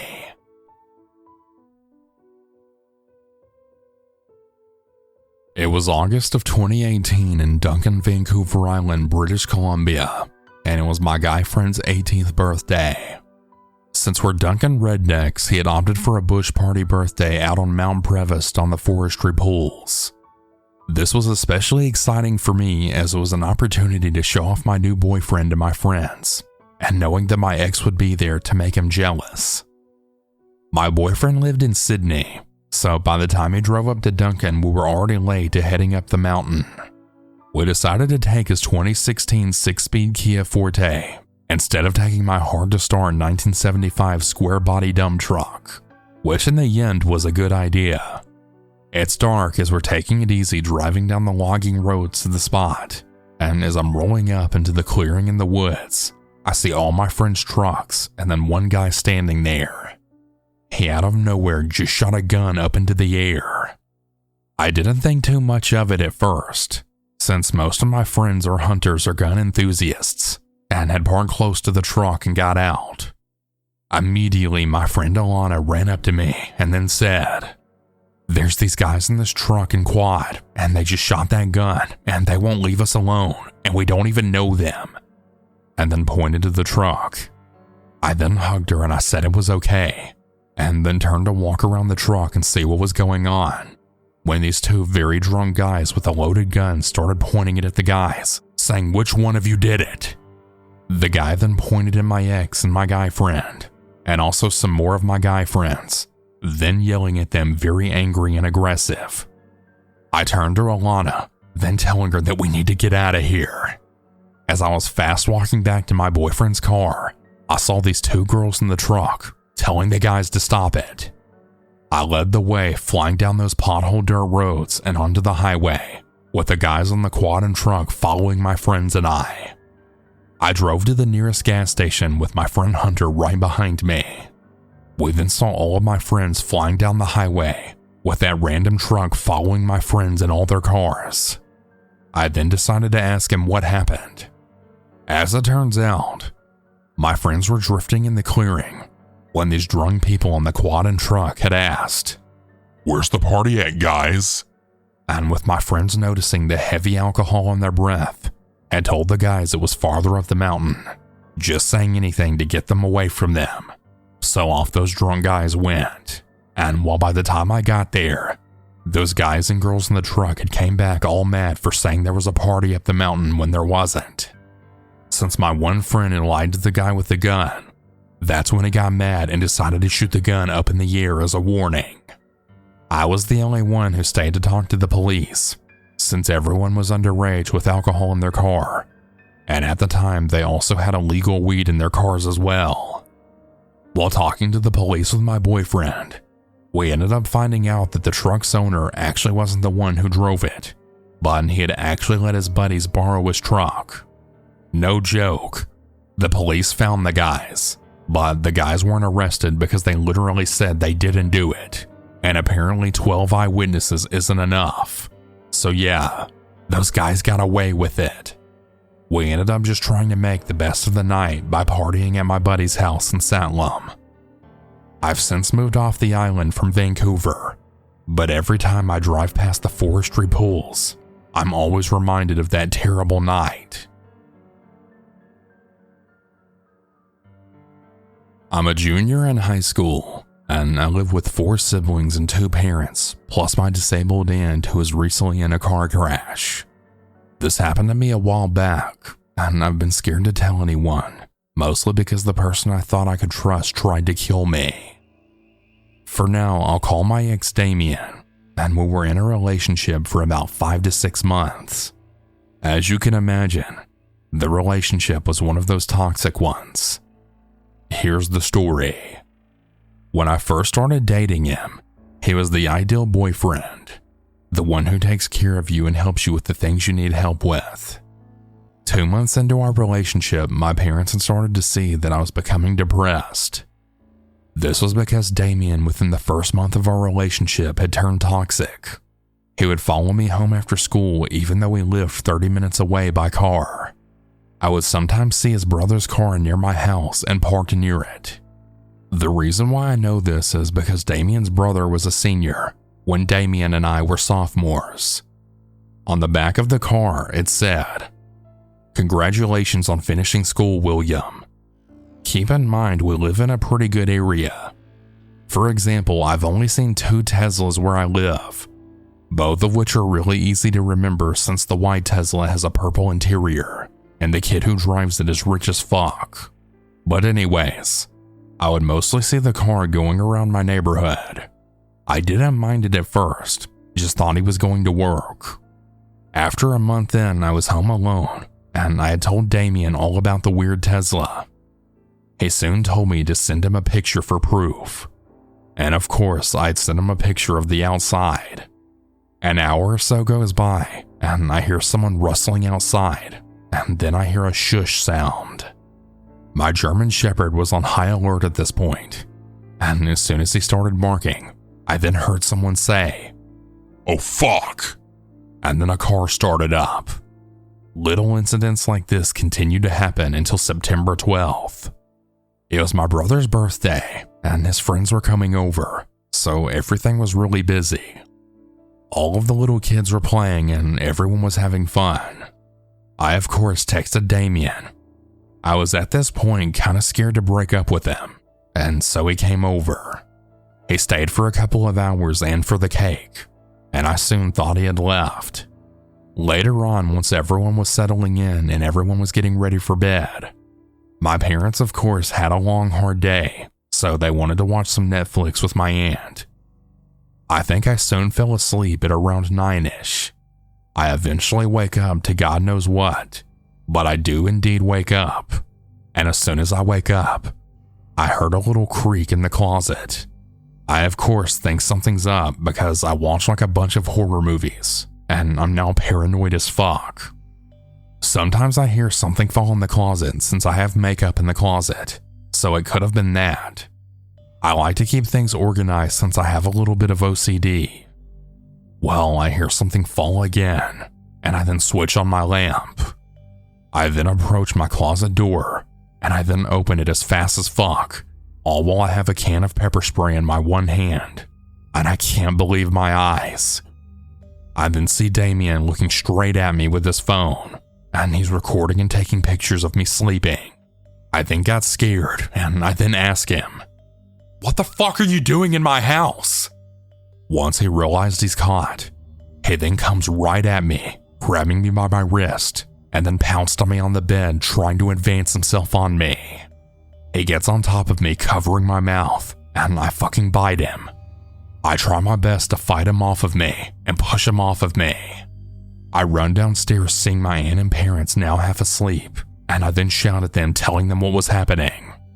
They didn't quite believe me at first, and they thought I was just having a bad nightmare, but they did go check upstairs anyways, and they did find my window wide open, to which they then see a car pulling out of the driveway. My dad springs to the phone and then calls the police.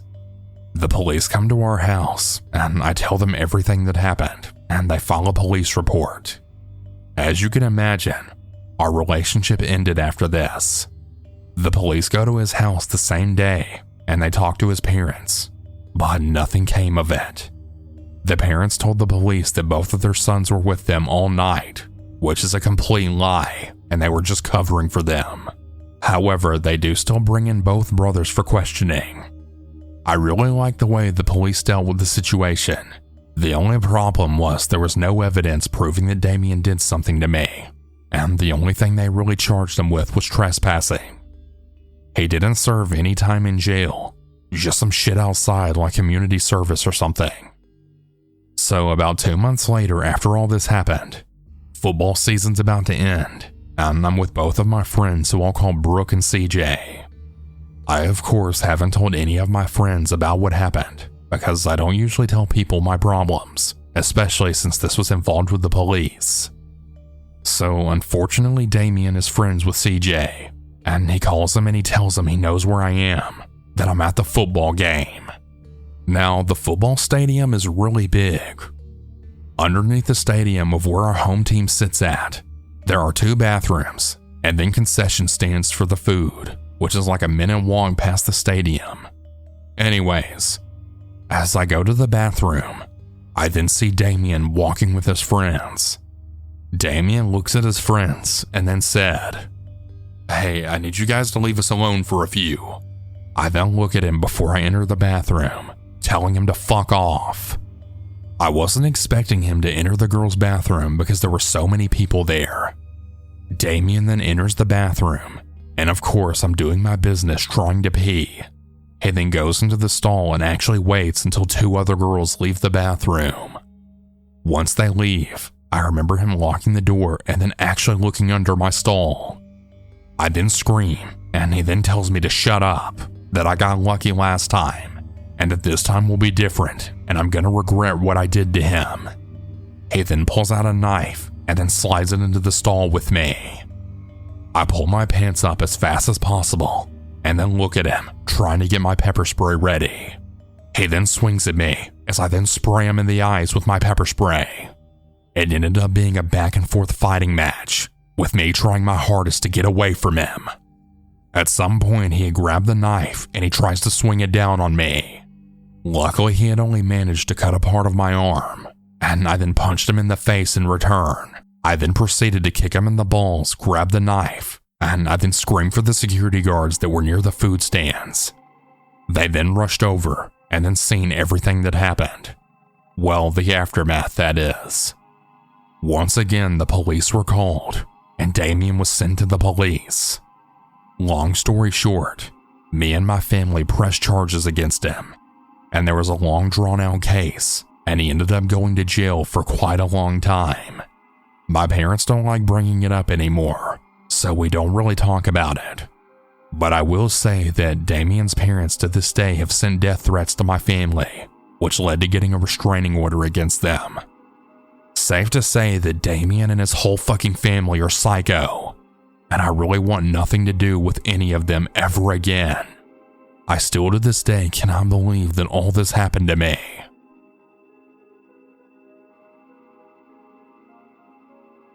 My name is Hayden, and this happened back in 2018 when I was 24 years old. My wife Brittany, who was my girlfriend at the time, and a couple of our mutual friends, Owen, Amber, Michael, and Hannah, who we had grew up with, had decided to take a camping trip in the mountains of Helen, Georgia. For some context, Helen, Georgia is a beautiful German tourist attraction that was built in the late 70s, early 80s, and it has 2,000 to 3,000 visitors per month, along with beautiful sceneries, hiking trails, ziplining, and tubing. We were heading out later in the day around 7 p.m. just as the sun started setting. We had planned this so that once we got to the campsite, we would be able to pinpoint other campfires around us and find a good spot that was distanced from the other campsites so that we wouldn't bother or be bothered. When we arrived at the camp, we took note that there was maybe about 5 spots that were taken, and we decided to place ourselves closest to the woods near the furthest other camp. We unpack our belongings and start building our camp. We had brought a cooler full of beer and soda, as well as a couple of miscellaneous things like radio, chairs, blankets, etc. It was really dark by the time we all sat by our fire and started drinking. I remember that we were having a good time telling old stories of us being teenagers and just doing dumb things together, as well as listening to some good old country music. Around 9 p.m., Owen, Michael, and I decided to go and get more wood for the fire, while Hannah, Brittany, and Amber stayed and chatted. While we had walked off to get the firewood, Owen started rambling about an old wooden cabin that he had seen earlier when he was building our camp, and how we should go check it out since it looked abandoned from what he could see earlier at the time. We head back to our camp and load our fire with some more wood, and we let the girls know that there was an old abandoned cabin that Owen had spotted, and that we wanted to go scope it out. The girls wanted to go with us as well, as this was a really exciting adventure that we were going on, and they wanted to tag along. Now mind you, we had been drinking a pretty good bit, so our consciousness wasn't all there at the time, and boy did we wish it was. We grabbed some flashlights and started on our way, while Hannah and Michael said they were going to drink a few more beers, then meet us up there. The cabin wasn't too far away from our camp, so luckily we could still see it. As we had started walking, Owen had noticed that there was an old but still walkable wooden staircase that led up to a slope, so we all followed Owen as he seemed to have an idea of where to go. We get to the top, and we come to find this very old and half-maintained cabin that was once a park ranger cabin. We get up on the porch, and we notice that all of the windows had been smashed, and the door was open ajar. Owen goes in first, and we all follow. As we get inside, we notice that Hannah and Michael had snuck in behind us and had hid behind an old wardrobe, which I'm guessing was to try and scare us. I then slowly walked over to the wardrobe and banged on it real loud. Then I yelled, "What the hell are y'all doing?" They were both just looking in the opposite direction of me. They didn't even jump. I asked if they were okay, with Hannah nodding and Michael giving me a thumbs up. It was quite weird behavior, but I was too drunk to really notice at the time. The main area of this cabin had a huge hole in the floor that the furniture had fell into.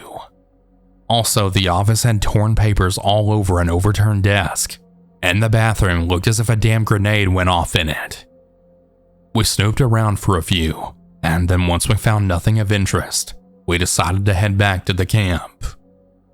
On our way back down the wooden stairs, Owen, Brittany, Amber, and I had all seen what looked like Hannah and Michael at the camp already, which was impossible because they were just right behind us in the cabin. As we all then started to get closer to our camp, we then realized that it was in fact Hannah and Michael. They had passed out in their sleeping bags drunk and forgot about meeting us at the cabin. An instant feeling of fear and nervousness drew over all four of us, as we then realized that Hannah and Michael weren't in the cabin, and they also kept turning their backs to us when we would turn around. When we looked back at the cabin and pointed our flashlights, we saw this homeless-looking couple with greasy hair and pale skin staring directly down at us. And without any hesitation, they both walked backwards right into the cabin, still staring right at us. We all four ran to the camp, woke up Michael and Hannah, threw all of our stuff into our SUV, put out our fire, and then hightailed it out of the campsite back and wound up buying a few hotel rooms.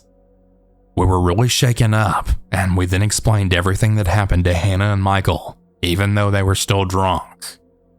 I don't think any of us got any real sleep that night.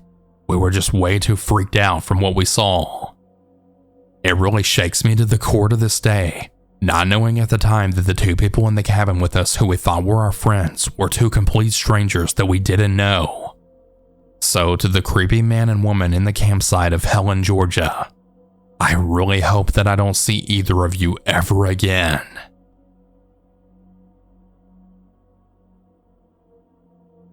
So I was 10 years old when this happened. At school, we had a camping trip that everyone was looking forward to. When we got to our cabins, I found out that I had 4 roommates. In our room, we were unpacking, and I went to eat something at the kitchen.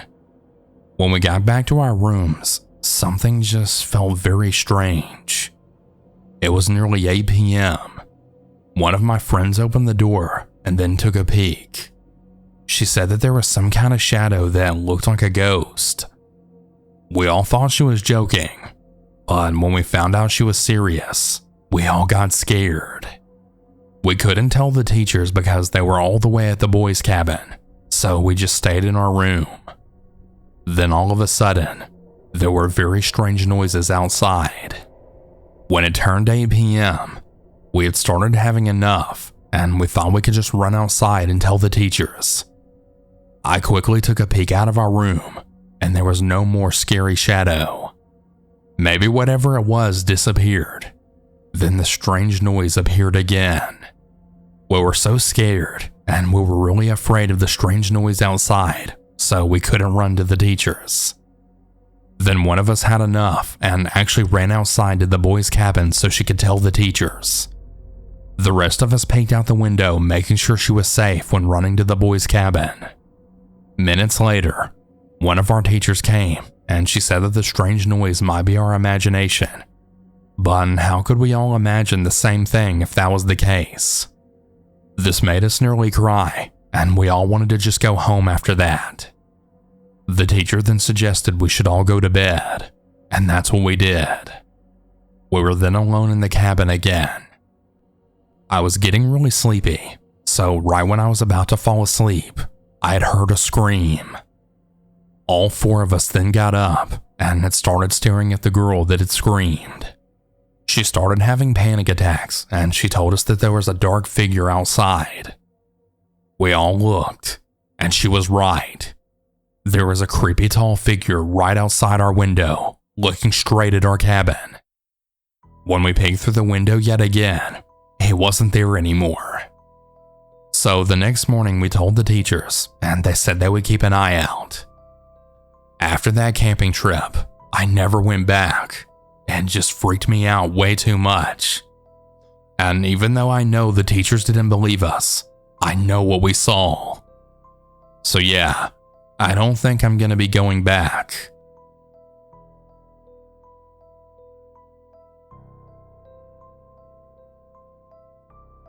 I was with my cousin. We were 13-year-old girls at the time when this happened. We were camping in my cousin's backyard. The tent was on their trampoline because I remember spending the night on the trampoline was a popular trend at the time. We wanted to be bad girls and spend the whole night awake eating candy and watching our favorite shows and telling scary stories. It was about 1 a.m. when we finished the show we wanted to watch, and we didn't want to go to sleep quite yet because it was only 1 a.m. Then my cousin got a great idea. My cousin suggested that we walk around the block, and she can show me the places now that it was night and that no one was going to interrupt us. We had walked around for about 10 minutes. We walked past a bus depot, and there was a really strange man there. He wasn't wearing the uniform of a bus driver. He looked more like a homeless person. At first, he was taking some random steps, and kind of looked like he was dancing, but it wasn't quite that. I'm a ballet dancer, and my cousin's a figure skater. So at first, we were joking around about his dance. You know, just usual stupid preteen stuff. Until he heard us. When he noticed us, I froze. My cousin looked at me, then she looked at the man, and she froze too.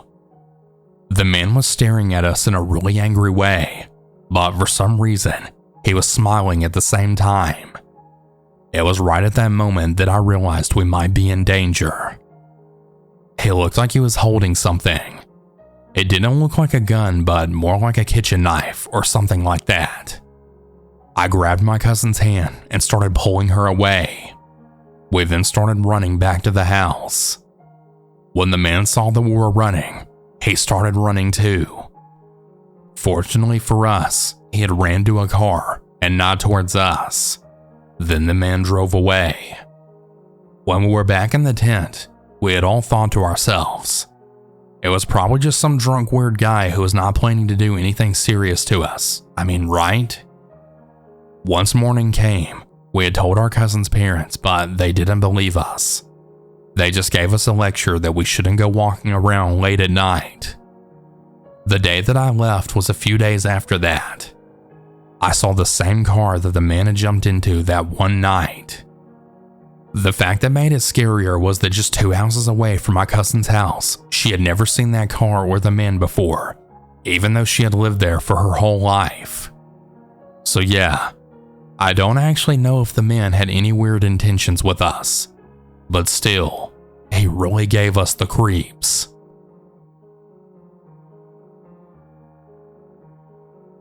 The story takes place last week. My friend and I decided to go on a camping trip. I decided to bring Chief, my 150-pound Newfoundland dog. Before I continue though, I just want to say that Chief is not like most Newfies. He was born and lived in the bush for what I believe was the first year of his life and developed good hunting skills during it. I found him caught in my trap lines 9 months ago. I'm gonna skip over a bunch of stuff to cut to the chase. We ended up bonding during his recovery very strongly. He's now a strong, healthy farm and guard dog. Anyway, one day my friend and I, will call him Jimmy, decided to go on a week-long camping trip in northern Ontario. So we packed our bags, took a week off from work, and jumped in my F-150 and headed north. When we reached the woods, we had put our packs on. I loaded Chief with his little buggy that carried our tent and sleeping bags, and we started out. We had covered 5 miles by the time it was time to set up camp. Once we were set up for the night, I took Chief's harness off so that he could run around and crap and whatnot. When it was time to eat, I gave Chief his food and we ate. Jimmy and I had sat beside each other and we were eating our pork. Chief was laying beside the fire, his head on his paws looking at us. When he suddenly got to his feet, he had then let out the loudest, deepest bark I had ever heard, which had only increased by the echo of the bush. When we turned, we saw some branches then shake and something running away. We figured it was just a raccoon or at worst a bear cub. Later that night, we were just chatting, and Chief had gone off to go pee or something, when we then heard something coming up to the left of us. I figured it was Chief, when all of a sudden, I saw a flash of black fur out of the corner of my eye. It was on the right side of me, and Chief goes barreling between us and the campfire. I turned my head just in time to see a man who would have been around 6'1", and he was holding a piece of firewood, raising it right above him. But before he could land a blow, Chief had jumped up and landed dead square on his chest, pushing him right to the ground. He then landed before the man could even grab Chief. He had bitten the man on his forearm, and I don't mean a nip like what your puppy does to be mouthy. No, but an actual bite, like he would have given to the coyote who had tried to raid the chicken coop 3 weeks ago. By the time the man realized he was bit, Chief was already off of him. The man had whirled around on his hands and knees and was beginning to make his way to the piece of wood that he was holding on to, but he was staring down the wrinkled up muzzle of Chief. He was standing over the wood, growling a vicious growl towards the man. I then ran over to hold on to Chief while Jimmy helped the man get to his feet. We had sent the man on his way, but not before telling him that if he bothered us again, Chief wouldn't miss a second time. The rest of the trip went as planned, and we had a really great time. As for Chief, you may ask, he's laying at my feet right beside the wood stove in my shed. Thanks, boy. I really don't know what we would have done without you.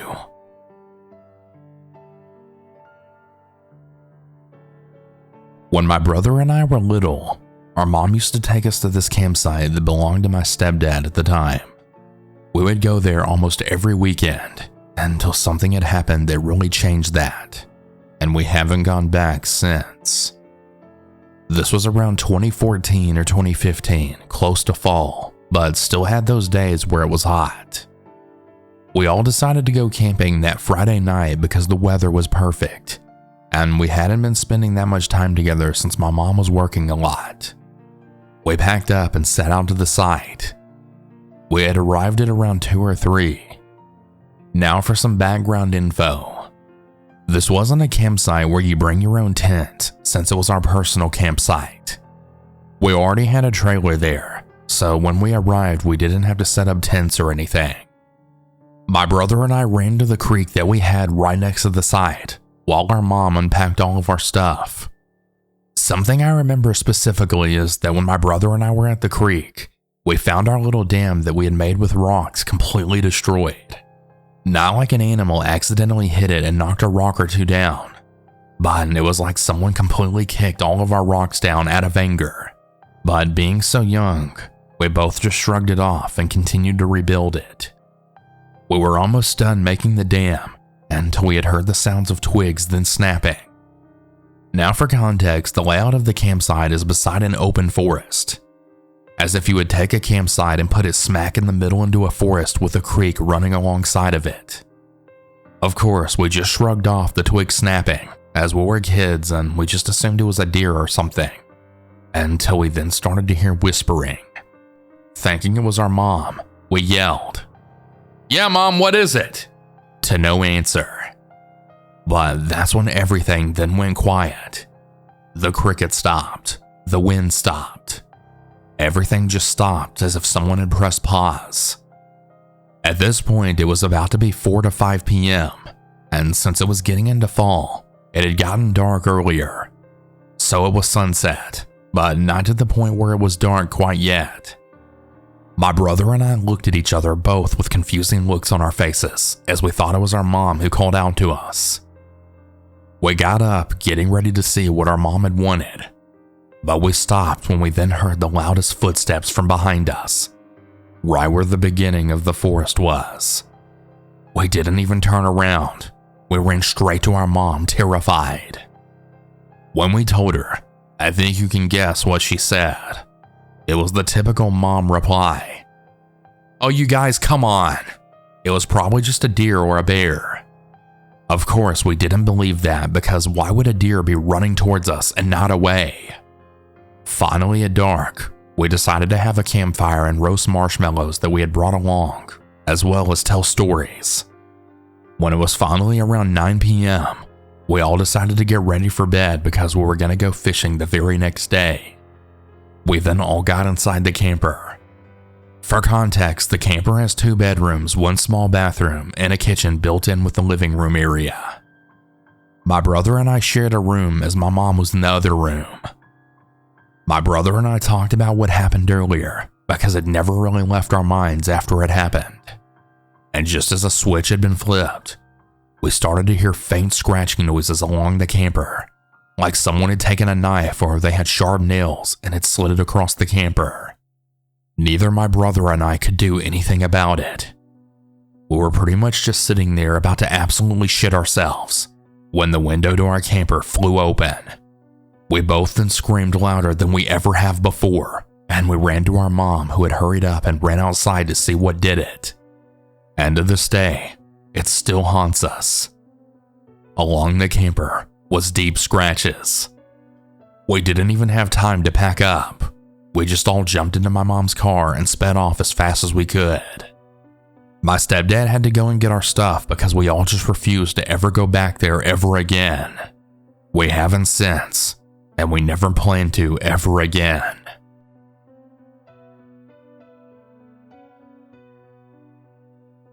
So my fiance has an abusive, crazy ex. We'll call him Drew and her Abby. They have a restraining order against each other because the last time they saw each other, Abby beat Drew so bad that her brother called the police. Drew's family warned me and all the horrible stories that they had witnessed, so I was aware of how crazy she really was. I have a son from a previous relationship who was 14 months old when we started dating. About 2 years into our relationship, we both started to receive texts from Abby demanding to know if my son was Drew's. Drew refused to feed into her nonsense and give any information about my son. She began stalking us a few weeks later. She would sit in her car across the street so she could see in our kitchen and living room windows. Then one day he had gone to work and there was a knock at the door. I answered to see Abby standing there. The second I opened the door, she then screamed, "I want to see him! I need to know if he's Drew's baby." I tried to shut the door, but then she'd put her foot right in the door frame. My son came down the hallway, probably hearing the dogs barking and growling, and I told him to go to his room and close the door. The entire time she was screaming horrendous things about me and Drew. I finally got the door closed and locked. I then ran to the kitchen table and called the police. By the time they got there, she was gone. Drew came home from work, and while we were talking about what happened, we had heard another knock. Drew went to open the door until he had heard her screaming. We again called the police, and again she was gone before they arrived. About a week later, I was at a hiking trail with my son and the dogs.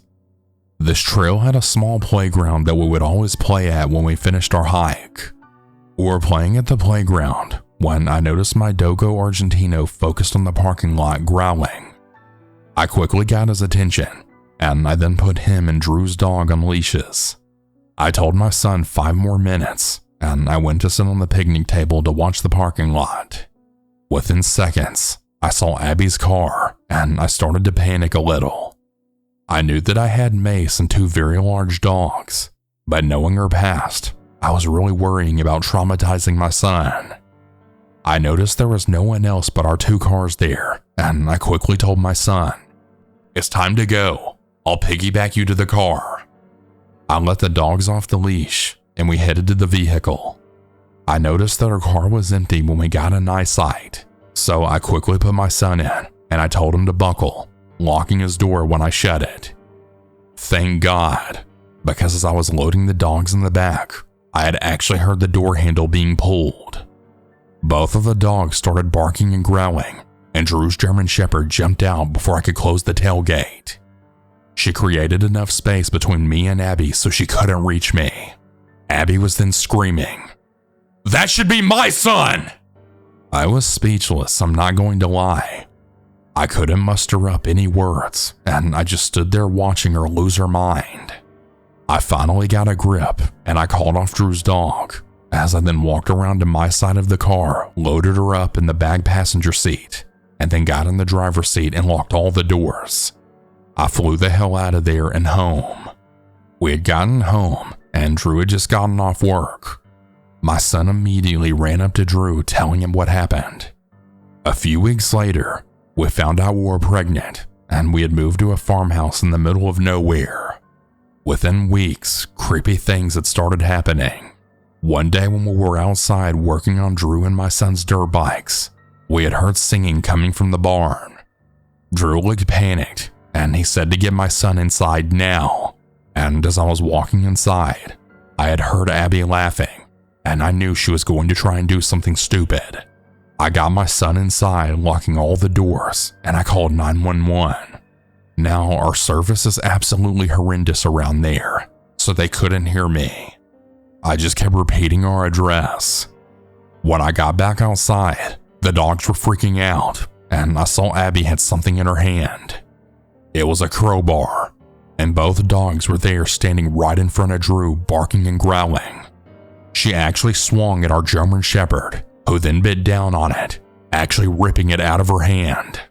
Drew just kept screaming to call 911, and I just kept repeating that I had. It took about 15 minutes of playing cat and mouse around the trucks for the cops to finally arrive. When they finally did, they arrested her. Her mother had actually called Drew apologizing, and also claiming that it was a mental breakdown and that she wasn't taking her meds. About 8 months later, we had our son, and that's when things really started getting scary. She tried to break into our house one night, bribing our dogs with treats. When that didn't work, she then screamed, "Wake up, you lazy fucks! I heard you got pregnant and had a fucking baby. Wake the fuck up!" Drew jumped out of bed, and I quickly followed. I then blocked the stairwell just in case she did get inside. I wasn't letting her get anywhere near my boys. She was then smacking and kicking Drew. At one point, she actually said, "I'm taking you away from here and those babies, and we can finally have the family we planned on." Drew kept his cool, and he just kept asking me if I'd called the cops again. I told him yes, that I was on the phone with them now. She somehow got past Drew, and she started swinging at me before my dog had bit her. I had just had a C-section a few weeks prior, so I wasn't in any shape to wrestle with this woman. Finally, Drew got a hold of her, and he shoved her out of the door, locking it behind her. The cops were there moments later, arresting her again. This time, however, she couldn't use her mental health as an excuse, and she was charged. It's been about 9 months, and we just recently started getting more weird texts and letters in the mail. One saying, "That baby should be mine. You're living my life," and calling me a whore. We now have cameras everywhere, and we installed some locks that actually lock. We always have our eyes wide open, and we're very alert whenever we take the boys out anywhere. I still carry my mace, and I have a knife in my purse just in case we ever have another run-in with her. I really hope she gets the help she desperately needs. I met my ex online when I was 19. When we began dating, I was shunned from the small Pentecostal church that I grew up in my entire life. So naturally, as a 19-year-old, I clung to him because everyone I was allowed to know had cut me out of their life. Why did they cut me off? Well, they believed I was unequally yoked with a non-believer because I was dating a black man with long hair who listened to AC/DC. I thought they were judgmental, and I was drawn to the outcast because I felt understood by them. My relationship with him was great for the first 2 years. I was incredibly inexperienced in his eyes sexually.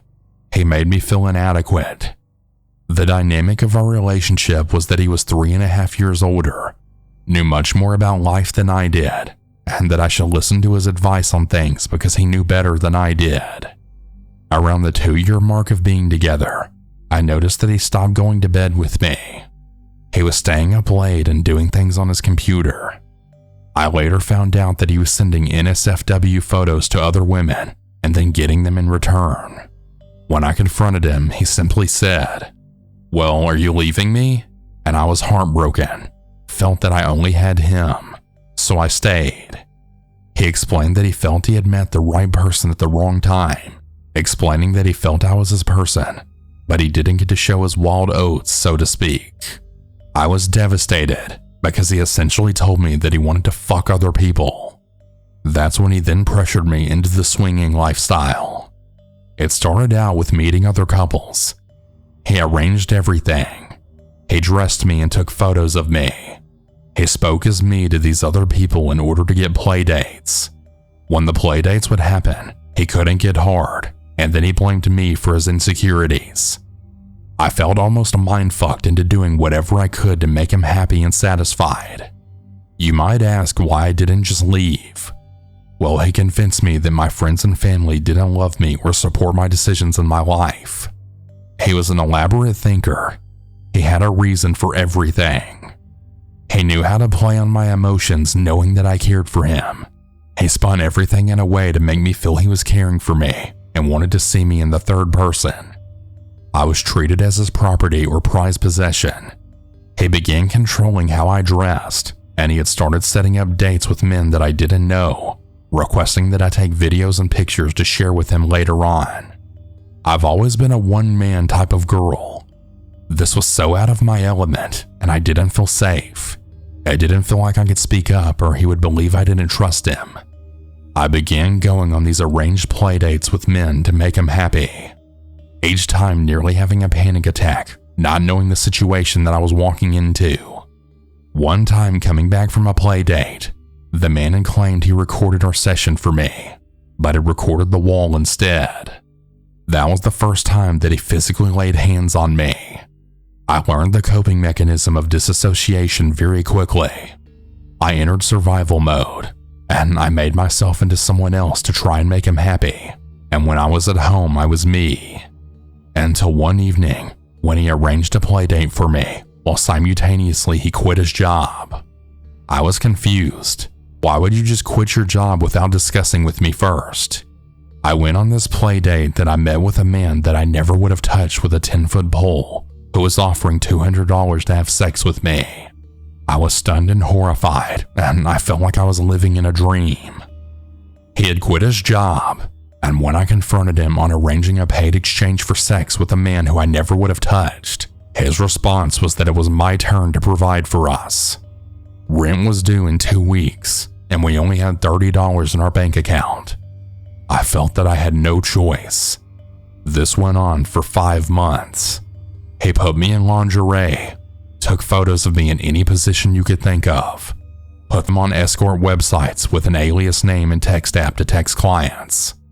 I was never allowed to keep the money, have a say in who I saw, and at the end of every weekend he would thank me by a nice dinner and then keep the rest of his money to fix up his busted 1974 Ferrari. Afterwards, I would just lay in my bed and just cry myself to sleep. I told myself so many times that I wasn't happy doing this, but he told me we needed to pay our bills. He was intimidating, demeaning, and a shell of the man that I thought I loved. My last client I ever had was law enforcement. They knew all about him because he would stay in the lobby while I met with the clients. They separated me from him, and they asked me to tell them what my partner was making me do. I lied to them, and I told them I was compliant and a willing party because I was taught not to be a snitch or trust law enforcement. I got a misdemeanor charge for prostitution. I left him 2 weeks later while he was at his new serving job, packed all of my shit, and then I went back home. This was 2014. Since then, I've gotten married and I had 2 children. But I've recently discovered videos of me that he uploaded on porn sites that have been there since 2014. One of them shows my face in it with over 500,000 hits. Is it too late to press charges for sex trafficking? This was in the state of Virginia. This video of my face on this porn site was a private video with my ex and I. I needed to be removed. I have a career, and I have 3 brothers and a husband and children who never need to learn about this. I don't know my rights, but I don't know how to handle the situation because I've avoided it since I escaped that life, and now all of these feelings are flooding back to me. He has stolen my innocence, made me feel shame for telling my story, lied on my name to everyone we know to cover himself. He's now married in a different state, but he's blocked me on all accounts, but I do have access to his wife's page. What would you guys do? And do you have any advice? Please let me know.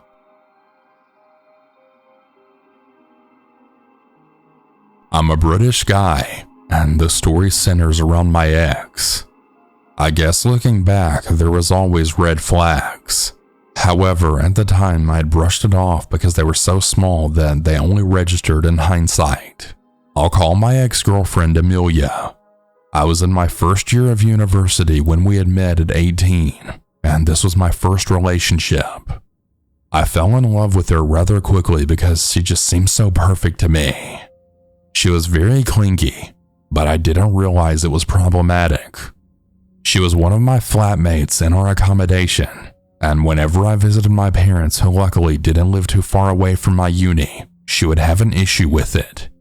She would text me constantly, literally like 50 messages just telling me that she couldn't wait for me to get back, or she'd suddenly receive a bad grade and need me to come back to the dorm to support her. At the time, I thought it was normal for her to be so clingy.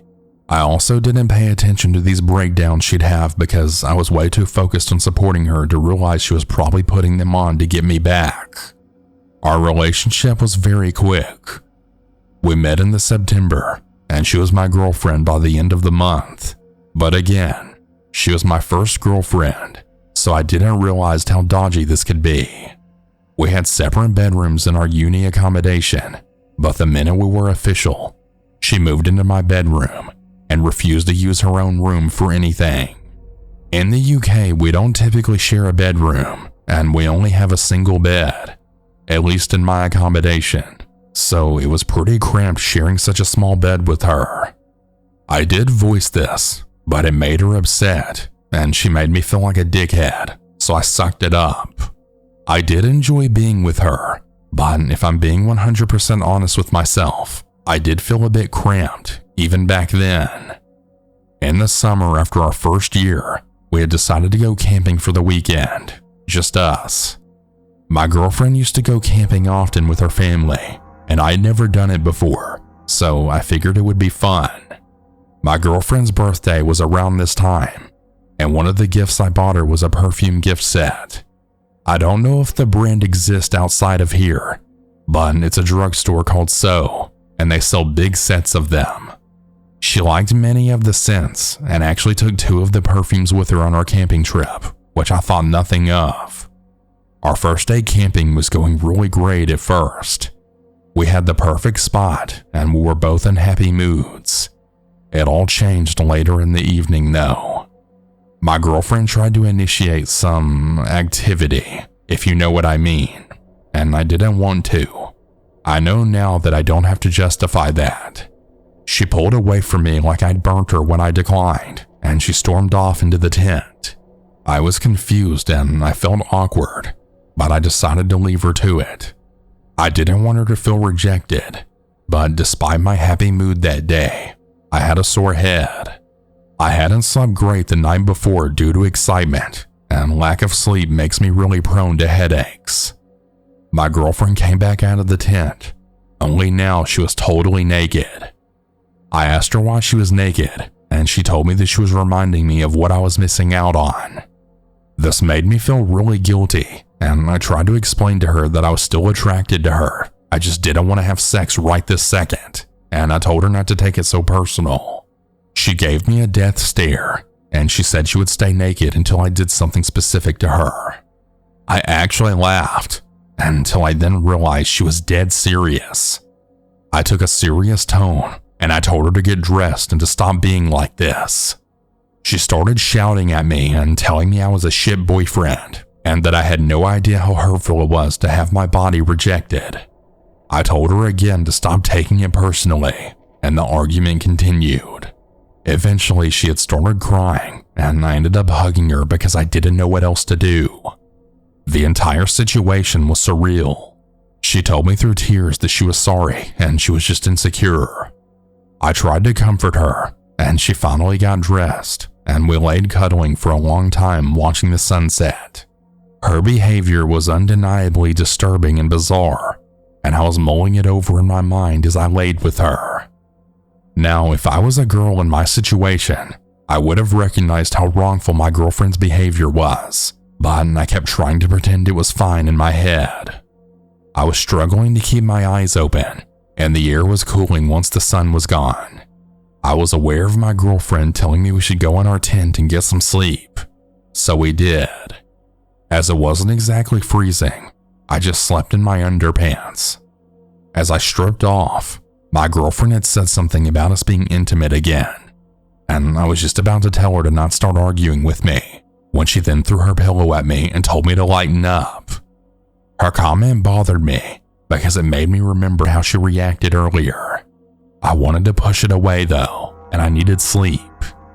You know that feeling when you have a headache and you can finally feel the pain being pulled away as you close your eyes in the dark? I had that, and it was heaven. I don't know how long I was sleeping when I woke up struggling to breathe with a wet face. I could smell perfume, and my nose felt cold and drenched in water or something. I struggled to sit up and was spluttering. I felt like I had liquid gas in my airways. I screamed, but I can't remember what I said or what noise I made. I was just freaking out. I couldn't open my eyes, but I could hear my girlfriend giggling next to me. It took me a few minutes to realize that she had fucking sprayed perfume right on my face. She must have sprayed me a bunch because, like I said, I felt like I had gas in my nostrils or something. I was coughing like crazy and trying to open my eyes. I fumbled around for my water bottle and then poured it all over myself. I tried to unzip the tent and get out, but I couldn't see or breathe properly. It took forever to compose myself. I managed to get outside into the night air, and it helped. I then rubbed my face with one of our blankets, and I tried to take deep breaths. I honestly thought I was about to die in that tent. When I calmed down and felt like I could breathe again, I then turned to face my girlfriend. She was out of view, so I went back to the tent, and she was lying down as if she was asleep. I then shouted at her, which I'm not proud of, but I then asked her what the fuck was going on. At first, she wouldn't even answer me. She told me not to shout at her, but I continued shouting, asking her what the fuck she'd done to me. She ended up telling me that it was just a prank, that she'd used one of her perfumes to spray my face, and that she wanted to see how long it would take to wake me up. I couldn't believe what I was hearing, and I completely lost it on her. I shouted at her asking if she was insane, that she could have asphyxiated me. She shouted back, making a crude comment about how if maybe I'd slept with her earlier, she wouldn't have done it. I couldn't believe what I was hearing. It felt like a fucked up horror movie.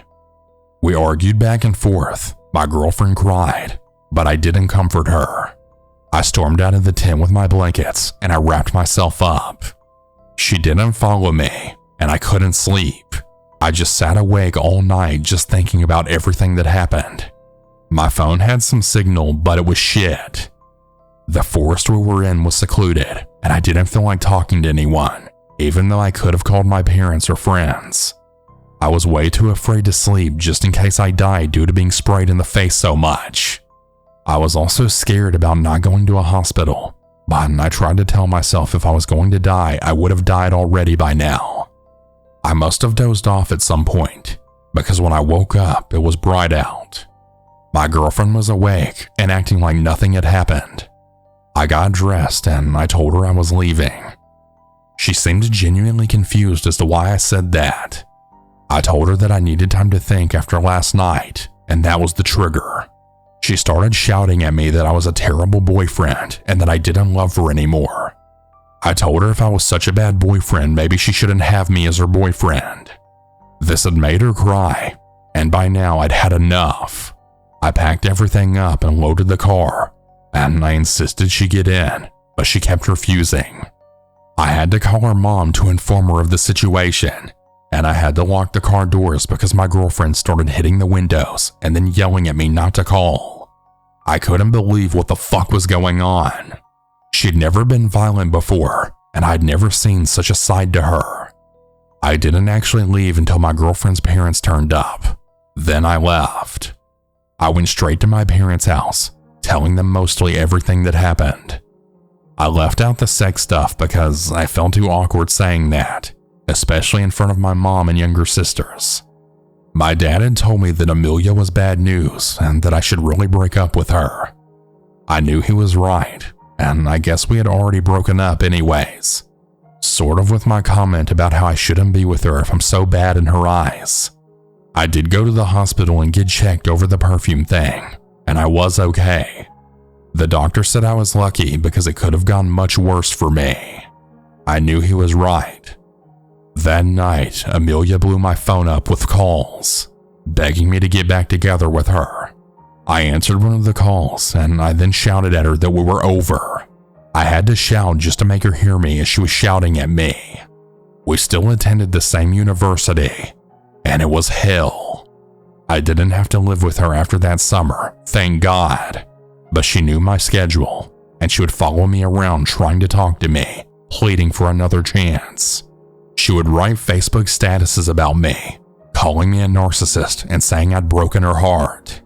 Most people viewed Amelia as unhinged due to her constant Facebook tirades against me, but it was still difficult to deal with. Some of my guy friends even mocked me when I told them the full story. But all of my female friends were utterly horrified, and they told me if a guy tried to pressure a girl into sex, then most sane people would recognize how wrong it was.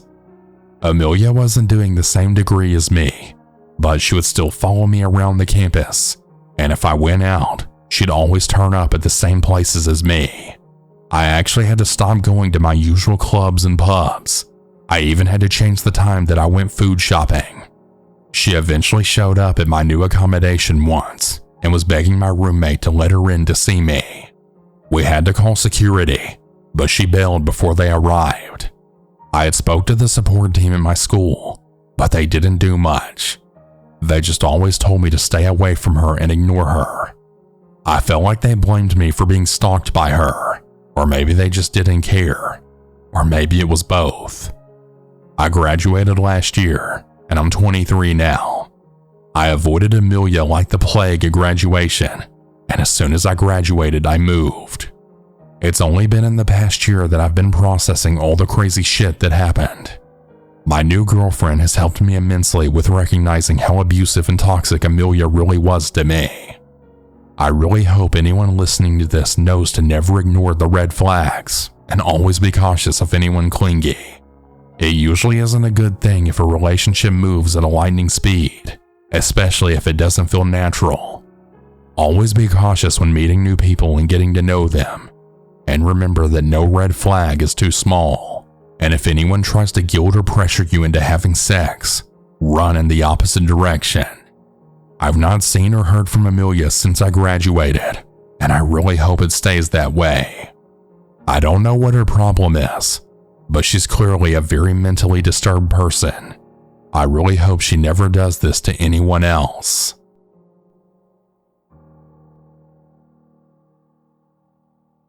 I've decided to share my story here today after years of healing, as well as listening to other people's stories. I feel as though being able to finally speak about all of my feelings regarding this time in my life will be the final step I need to gain the closure that I seek. Before we begin, it's important to note that all this takes place over about a 5-year span. I was a 17-year-old female at a random party that I really shouldn't have been at in the first place, when I then met my soon-to-be boyfriend. We'll call him Scotty. He was 21.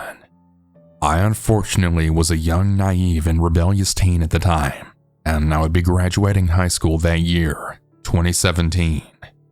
The lure of an older boyfriend was intriguing, and I hadn't really understood or felt true intimacy in my life, so I guess in some capacity I was desperate to feel desired. Needless to say, I fell victim quick. Being with an older out-of-high-school boyfriend felt great at the time. Scotty seemed mature, and as if he had everything together. The first 6 months to about a year we spent together went great, or so I thought. I developed a love for him. To keep a long story short, he stayed the night with me often. I lived with my parents at the time, and one day Scotty just stopped leaving. He essentially and casually moved in with us. It's important to note that my bedroom was fully upstairs, so there was some privacy. Now, my parents weren't thrilled about having Scotty live there full time, but they allowed it. We began living together within the first year of us dating. It had become apparent that Scotty had struggled with some self-esteem issues, anger issues, and other issues as we got more comfortable with each other. He played video games constantly, and was otherwise a bit of a recluse. He was not always this way though, but I believe he fell victim to extreme mental health issues. He began to decline around the 1-year mark. Scotty began to work the night shift, staying glued to his Xbox, and he stopped going out to socialize completely, and he eventually got to the point where he barely even spoke to me. It was always just video games. It was disturbing to watch someone become so consumed by such a darkness. This is when I began to catch him cheating, being sneaky, and finding nudes on his phone which included male, female, and trans. He began becoming hateful, vengeful, and empty. I had gotten so used to people giving up on me throughout my life that when I began seeing all the faults in him, I wanted to be different. I wanted to prove to him that I would never give up on him and that I would help him through this. Stupid, I know. But at this point in time, I began growing distant from all of my friends and family because I had gotten to the peak point of loyalty and reliability with Scotty. Little did I know at the time that he was doing this to isolate me, to keep me dumb. I of course didn't understand what a trauma bond was at the time, so I was completely fooled. As the years went on, he began to get worse. He stopped working, began verbally assaulting me, punching holes through my walls and doors, punishing me by ignoring me for days or leaving for hours, destroying all of my stuff, actually threatening violence against my family and friends and himself, and much more. It even escalated to the point of driving recklessly to the point that I'd get nauseous. Speeds over 100 miles per hour, acquiring firearms to stash, and tormenting and physically abusing animals. Scotty one time threw our cat right against the wall like a football, and she hit the wall so hard I thought she had died. She made the most horrific sound I've ever heard. Now once again, I want to address that you'll never understand just how hard it is to leave someone like this unless you've actually been in a domestic violence situation yourself. This is embarrassing and humiliating to relive, but it's essential for my healing. Anyway, yeah. He got bad. Scotty's cheating never stopped, and his behavior just worsened and worsened. I wanted to leave so bad, but I felt stuck. He even kept a stolen gun in the glove box of his car, and he would threaten to kill anyone who would even just slightly piss him off. He made sure that I always knew that it was in there. I had lost my virginity to him. He lived with me. We had been together for so long. These thoughts raced with me constantly. Towards the last year of our relationship, he had been convinced by his family to be evaluated. He was diagnosed with BPD, OCD, anxiety and depression, and much more. It was quite an extensive list. He began taking medications, and for the next few months, I was actually convinced he was changing. I had told him that he needed to start seeing a therapist to regulate his emotions, or that we would need to break up at this point because I was exhausted.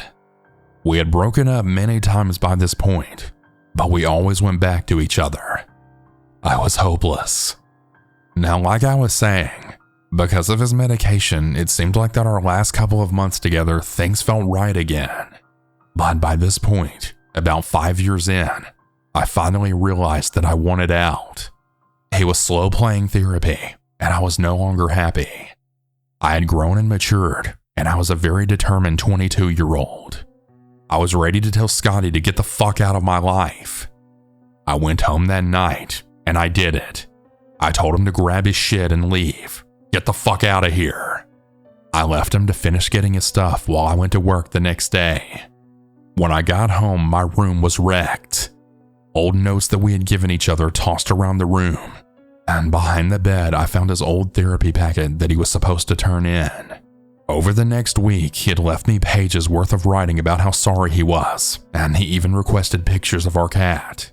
I sent him a couple of pictures, and then went on to block him on everything. I even made a new Snapchat and Instagram just to ensure he was wiped clean. Flash forward a few months, and I enter a new relationship. About 6 months into that relationship, Scotty's younger sister, who I'll call Taylor, messages me. I must add that I never blocked her because she was young, and her and I were quite close. Taylor sends me a frantic message stating that I need to be careful of who I accept as a friend or follower on social media, because apparently Scotty's lost his cool yet again, and he's making fake accounts trying to figure out what I'm doing. Taylor also stated that his family was trying to reach out to me, but they realized they were blocked, so she decided to sneakily give me a heads up without telling her family. He also supposedly started doing this after finding out that I had a new boyfriend. I logged down on all of my accounts, and I then thanked her for letting me know. Nothing ever came of this incident as far as I was aware. I also began living in another town at this time, so I wasn't too worried about him finding me. Flash forward another 6 months, and that boyfriend I had and I broke up. I moved back in with my parents, and I began dabbling on the dating apps. At this point, Scotty and I broke up in the summer of 2021, and it was now the fall of 2022. I always keep all of my exes blocked. I just don't care to keep up with them. So Scotty still remained blocked. I was on the dating app Bumble when I then found Scotty's profile. I immediately felt a pit of anxiety seeing his face again, and I swiped left without a second thought. The app told me that I'd missed a match. He tried matching with me. Oh hell no. After this incident, I blocked his profile on the app and I pretty much forgot about it. That is, until Taylor, his little sister, reached out to me again. She told me that he had been thinking about reaching out to me, texting me. She then asked if I was interested in hearing from him, which I told her no politely. She understood and then thanked me. She told me that he's grown up and that he's actually fixed a lot of his issues. I really thought that would be the end of it. Flash forward a couple of months to January of 2023. I began receiving weird calls to my cell phone. Every time I would answer, there was silence. The call started when I was at my best friend's house. We'll call them Marie and Max. Marie was my best friend, and she had recently moved in with my other best friend Max into a house. The caller would call my phone and I'd reject it a number of times, and then they'd call Marie, like literally while she was sitting right next to me. Max would never get called though. Now, like I said, there would only be silence on the line. It was definitely a little creepy, but I chopped it up to spam. The number would continue to call me, but we noticed that they'd only call Marie if I kept rejecting their call, and that they'd only call her if I was with her. We started to believe I was being tracked due to how they knew I was with Marie. We couldn't find anything.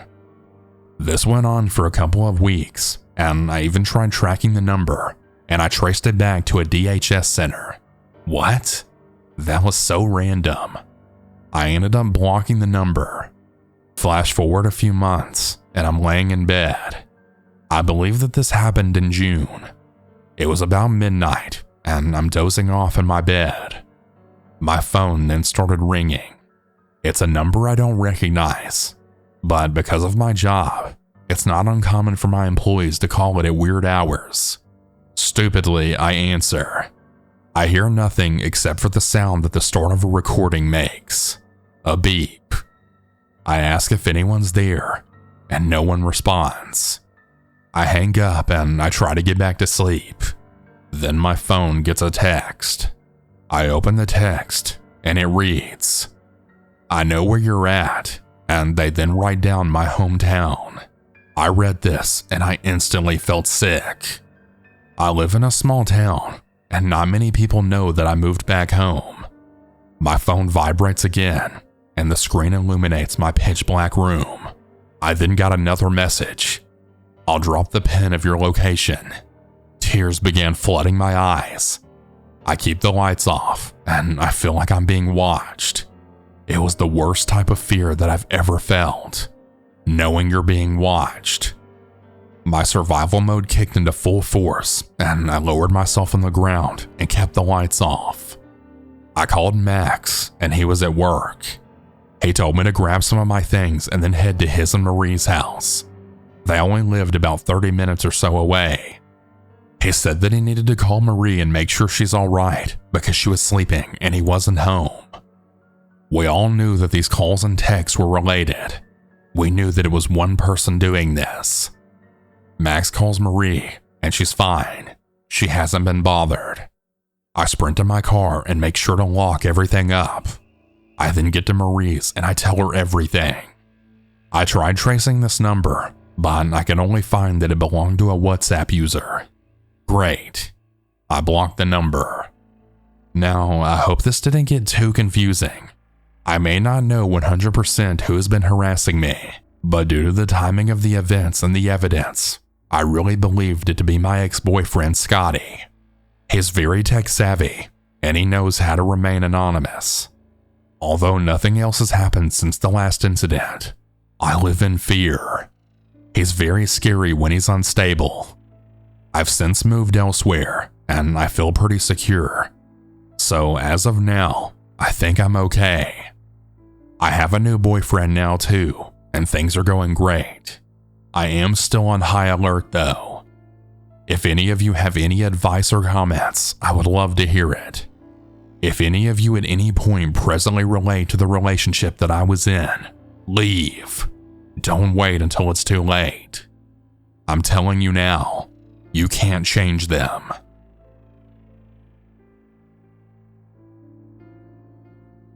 I'm 21, trans, female to male, and I was about 15 at the time of this story. I want to give a trigger warning for eating disorders, mental abuse, and toxic relationships. When I was 15, I went to a gifted program for art kids, and so I usually got a bus to a school about 30 minutes away from my home. That's where I met KJ, female 15. It was my last year at that middle school when I met them, and they had really good art. I really adored their style and them, and we quickly flirted until one day they asked me out. I was so excited by this. I thought they were amazing. I was so fucking wrong. The first red flag was a pizza party during our shared class where they refused to eat. They said their mom would be mad, and I couldn't understand why they wouldn't eat. Well, soon I found out they had an eating disorder, and it just went downhill from there. I felt on edge, constantly checking in on them and trying to help, but nothing would work. They were bulimic and anorexic, and would go to the bathroom to throw up constantly or to exercise. I would sit outside waiting for them. Hearing them vomit made me sick. At one point, they even admitted to using my body as a motivator because I was naturally skinny. That's when things started to change. They admitted they had a feederism kink at some point too, and wanted to try it out. Towards the end of the school year, my family had planned to move a state away. I was destroyed. I had planned to go to another art school for high school. I was also in said relationship. It was a good thing in the end though. They started to get better, and they used their feederism on themselves, even posting on the internet to get others to join in on fattening them up. It didn't work, but it did end up roping me into their gross kink. They started trying to have me gain weight, and it became a huge burden. They would constantly count my calories, making sure that I stuffed myself. If I didn't meet their expectations, they would purge. It essentially put me in a situation where I felt like I had to do it, or else they'd hurt themselves. They used sexual words to motivate me, and I actually pretended like I was into it. Even though it would make my skin crawl and uncomfortable, I did it anyways to please them. Their mother even once implied that I was the reason that they had an eating disorder because I spent way too long in the bathroom once. They also claimed to have dissociative identity disorder as well as random characters from different media. They would talk to me as them for a while until they inexplicably stopped, never bringing it up again. We also shared an app called Vent, where you could post how you were feeling. If I ever posted anything negative, I was essentially punished by their pouting or just them spiraling out of control. I was always the helper, but never to be helped. They once even commented that I was bony and that I wasn't comfortable to cuddle. It was a huge hit to me mentally. I still apologize to people to this day if I'm uncomfortable to hug or cuddle with. It's gotten better, but I still can't help the creeping feeling. They would also tell me to stop moving around so much or bouncing my leg because I was burning calories.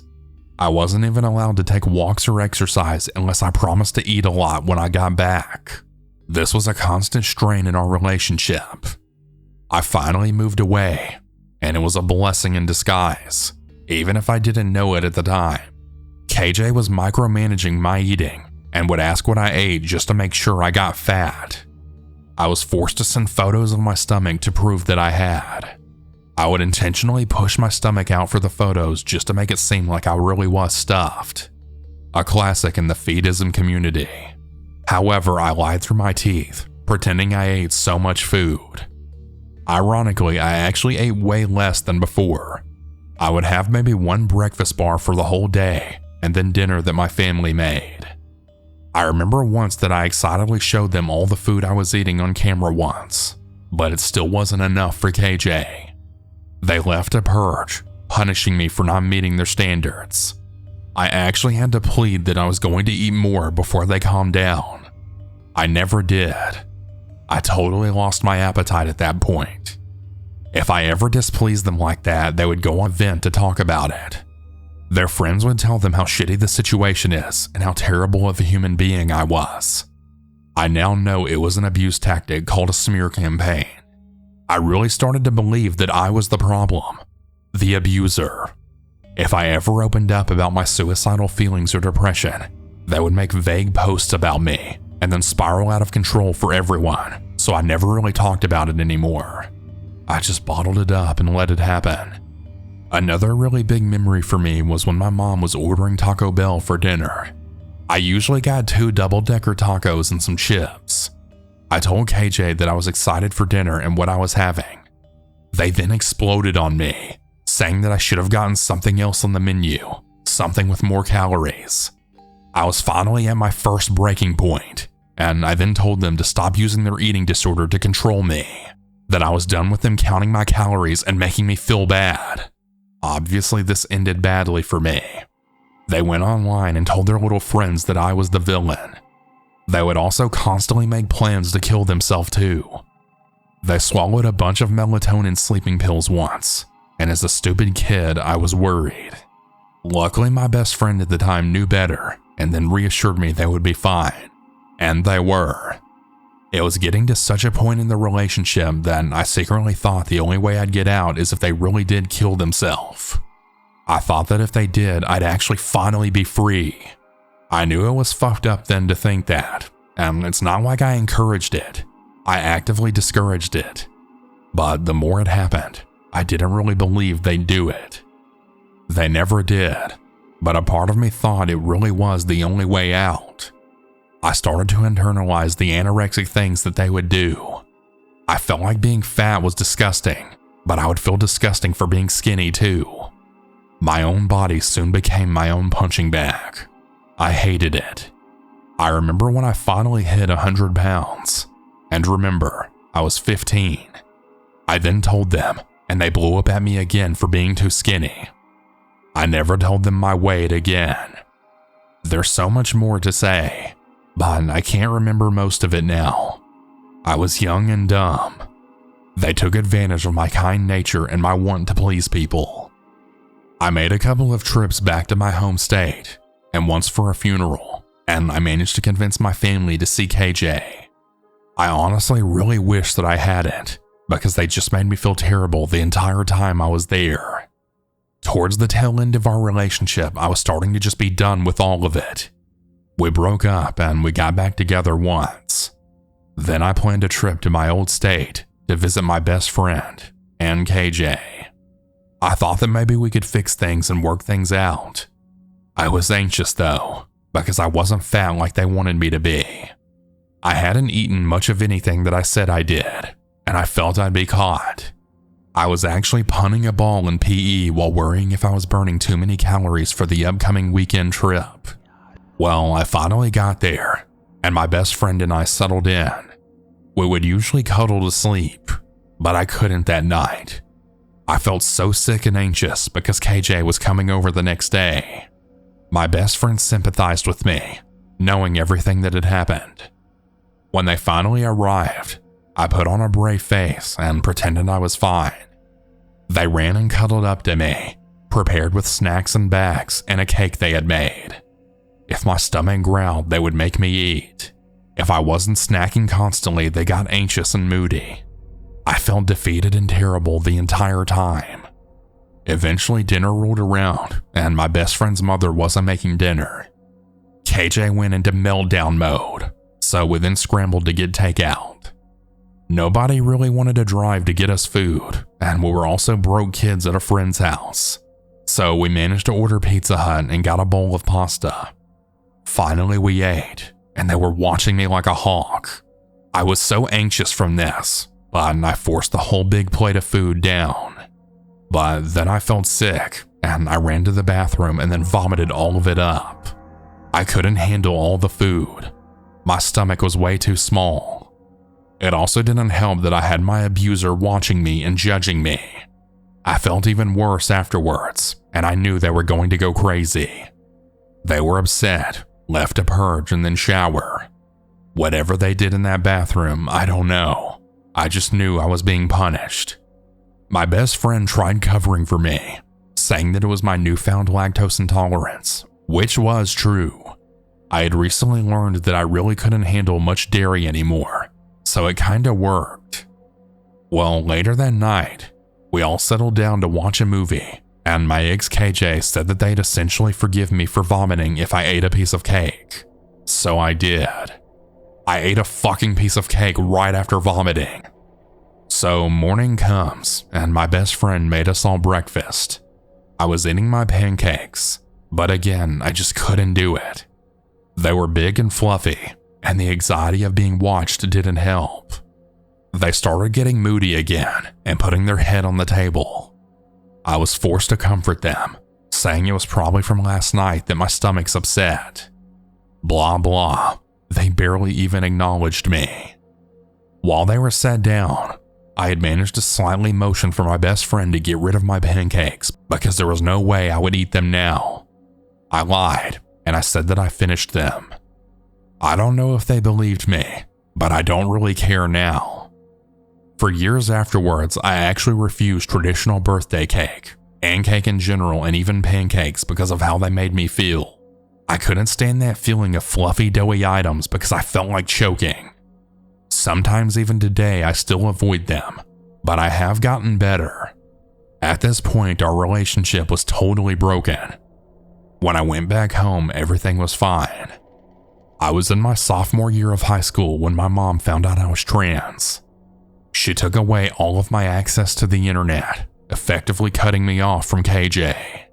She also sent me to therapy at my aunt's house that was a state away to fix me. Luckily, they were really good therapists, and they really did help me. I had horrible anxiety about food.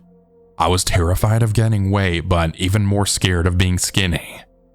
I hated my body. I would cry in the bathroom whenever I saw my bones. I could no longer ask for help with food because I felt like I was being pressured and I couldn't deal with it. I still remember a drawing I did months after my mom took away my internet. It said, 7 months later and you still control my life. I had to overcome the idea that I was the victim too, not the abuser that they made me out to be. While it's no longer a crippling fear, I still can't handle the thought of gaining weight. I once had 121 pounds around 20, and I felt gross about myself. I still secretly revel in being skinny and losing weight. I don't lose myself in it, but sometimes it takes a hold, and I really wonder if I even deserve food. I usually shake it off in a day. I don't deny myself food anymore. I love food and I love making it. Although I don't necessarily eat healthy, I don't deny myself or intentionally try to be skinny anymore. KJ once reached out to apologize to me for what they did. They quoted me some stupid play, which I don't really remember which one. I think it was Shakespeare. I sometimes really wish that I blew up at them, telling them how they thoroughly ruined my life, that I hated them, but I never did though. I still sometimes have nightmares about the things they did to me. Sometimes I daydream of seeing them again and telling them off. Part of me hopes they see this and will finally know what they did, but I also think I'm better off and that I don't need to think about them anymore. So that's my story essentially, and I'm really sorry it's all over the place. My mentally ill ex at 15 manipulated me, used me, and fucked up my relationship with my body and food. I rarely ever think about it nowadays, but it was still something that happened to me. I know it's not the most terrifying story or whatever, but it was terrible when it happened. 1.5 years of my life and then some. Good luck, KJ, if you see this. I still don't like you, but I luckily no longer harbor the same hatred that I had for you before. But if you do happen to see or hear this and recognize it was you, I want you to know what you did to me.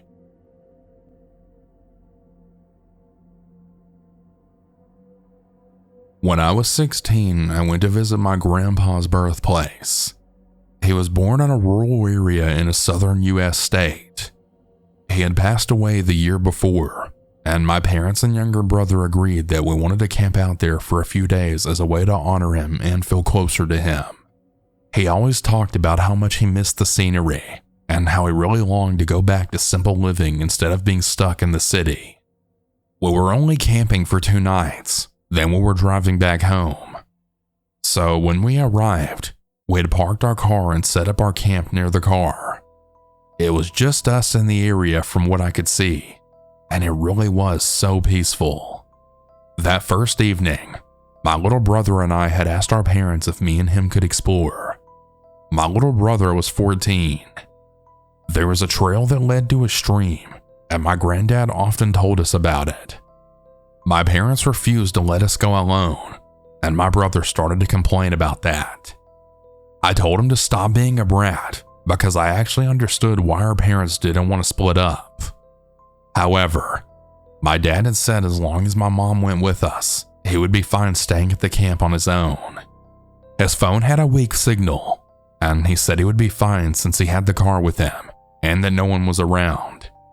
If we got lost, he could call or drive for help. My mom hesitantly agreed, and we set off to find the stream.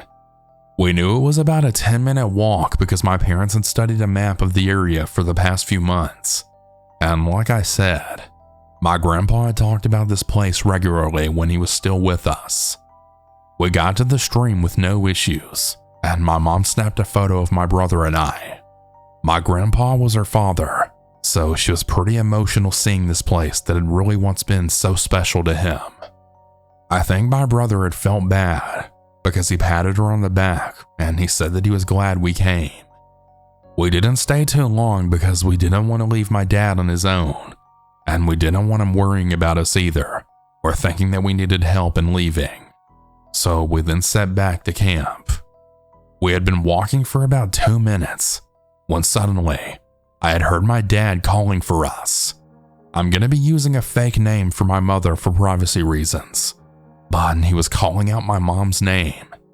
We'll call her Pamela. I had turned to look at my mom, and she clearly heard it too, because she looked just as puzzled as I was. I was walking in the middle with my mom and brother on either side of me. My brother stopped dead in his tracks, eyes wide. "Why is Dad shouting at us?" I asked both of them. My mom and I stopped walking because my brother had. He looked uncomfortable, and he then stared at us with fearful eyes before saying, "I'm pretty sure that we're too far away to hear Dad." I had felt uneasy because I then figured he was right. I mean, we had been walking for less than 5 minutes. Yeah, the walk was short, but surely sound can't travel that far. I mean, can it? As if on cue, we heard my dad yelling once again. My mom told us to start walking, so we did, considerably quicker than we had been before. Looking back, it was hard to tell where the sound was coming from, but I thought it was my dad, so I assumed it was just straight ahead. When my dad finally came into sight, he was just sitting writing in his journal. He had heard us coming and then waved, and we rushed over. My mom had asked him if he was all right, and my dad thought that she had been worried about him, and he then told us of course he's fine, that we weren't even gone half an hour. Our faces must have told him that something was off, because he had then asked us if something was wrong. My brother piped up and then had told my dad that we had been hearing him shouting, even though we shouldn't have been able to. My dad just looked confused, and he told us that he hadn't been shouting for my mom at all, or any of us. He claimed that when we were out of sight, he had just been organizing our sleeping bags and had decided to take the alone time as an excuse to write. My dad likes to keep lists, and he really enjoys journaling in general, so he takes a notebook everywhere with him. I felt uneasy, and I just stayed quiet, as my mom told him about how we had been hearing him calling for her, and it was definitely his voice. My mom thought that my dad was playing some kind of prank on us, but he seemed genuinely confused, and he isn't the prankster type at all. I told my dad that I'd heard it too, but again, he insisted that he hadn't called for us. He pointed out that my brother was right, that even if he had called for us, if we really were at the distance from where we were, we shouldn't have been able to hear him anyway. That was why he didn't want us kids wandering off on our own, in case we did get lost without one of them present. I suddenly wasn't so keen to be camping in this forest anymore, but my mom reasoned that we were probably just imagining things. However, my brother and I weren't so sure. Later that night, we had shared one giant tent. I couldn't sleep, and I ended up whispering to my brother to ask if he was awake too. He was, and we actually took my dad's notebook and communicated with each other by writing on a piece of paper under a blanket, which we had brought for extra warmth, as to not disturb my parents. We talked about the incident over 2 pages of paper, and my brother agreed that we definitely weren't imagining it. How could all 3 of us have heard it too? And twice. My brother eventually fell asleep huddled up next to me, but I still couldn't sleep soundly. I ended up taking a nap the next day, and on the second night I couldn't sleep well either. Nothing else really happened on the trip, and when we got home my parents didn't even mention it again. I'm now 21, and on the nights that I can't sleep, I'll still often think about what we heard in the forest that afternoon, and it still really bothers me deeply. To have heard my dad calling my mom when he was so adamant that he didn't, well, it just really creeps me out. The forest wasn't dark. Our minds couldn't have been playing tricks on us, and certainly not all 3 of us. I'll always wonder who or what mimicked my dad's voice in the forest that day.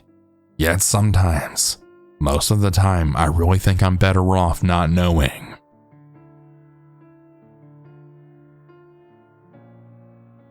I've started walking in the mornings over the past few years.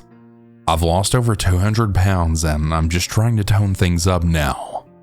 I get my sister-in-law to walk with me sometimes as I'm a good influence on her, and I tend to be her safe place. On our walk during the morning of Sunday, August 6th, 2023, instead of walking through the sand dunes and on the rocks, I decided let's just walk straight today. We walked the 2 miles on the bike path, and things were normal. We made it about a mile from my house, still in the middle of nowhere though, and we started hearing rocks being tossed or kicked up on the train tracks. I joked around that it was a skinwalker, and she says with our luck it probably is. We just laughed and continued walking. That's when we heard the incoherent yelling. We kept listening. Whoever it was didn't sound like they were of sound mind.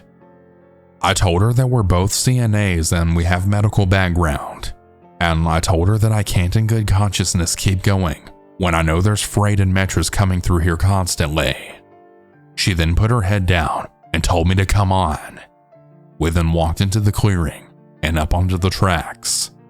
Of course, there was an older gentleman up on the tracks looking to be distressed, and I'm going to guess that he was some sort of downer. He was hooting and hollering to himself, bending over at times, banging rocks. Well, I walked up to him and then said, "Hey sweetie, what's going on? There's going to be a metro coming through in about 10 minutes, hun, and we don't want you to get hurt." It didn't seem to faze him, and he just kept walking. That's when my sister-in-law then said, "Oh hell no, I'm not doing this. I'm calling 911. I got that his name was Ray, and I had introduced us to him, and I let him know that I'm Becca, and that's Gina. Gina was on the phone relaying the information to dispatch, and I then called non-emergency for the village we were in, thinking it may be quicker. That's when we then heard the sounds of the train horns.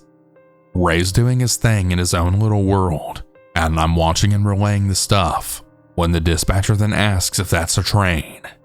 I can't really remember what I had said, but I knew the metro was flying down the tracks. Then in the next minute, we were flying through the air, shoving Ray off the tracks. The poor guy was so startled, asking what the hell we were doing. I kinda yelled, telling Ray that he almost got hit by the metro. Gina's getting up out of the bushes swearing and calling 911 back. She tells them it's been 20 minutes and we just pushed this guy off the tracks, that she's tired and she doesn't want to deal with this anymore. They told her to just stand by the street and flag the cop down. She went down to the road and I had stayed behind, just following Ray, making sure he's okay until the police arrive. The dispatch calls me back saying that they're not sure where we are, but that Metro called about people on the tracks. I gave the best info that I could on our location as Gina finally flagged down one of the police officers. I was trying to convince Mr. Ray to maybe get on the opposite side of the tracks or let me walk him somewhere.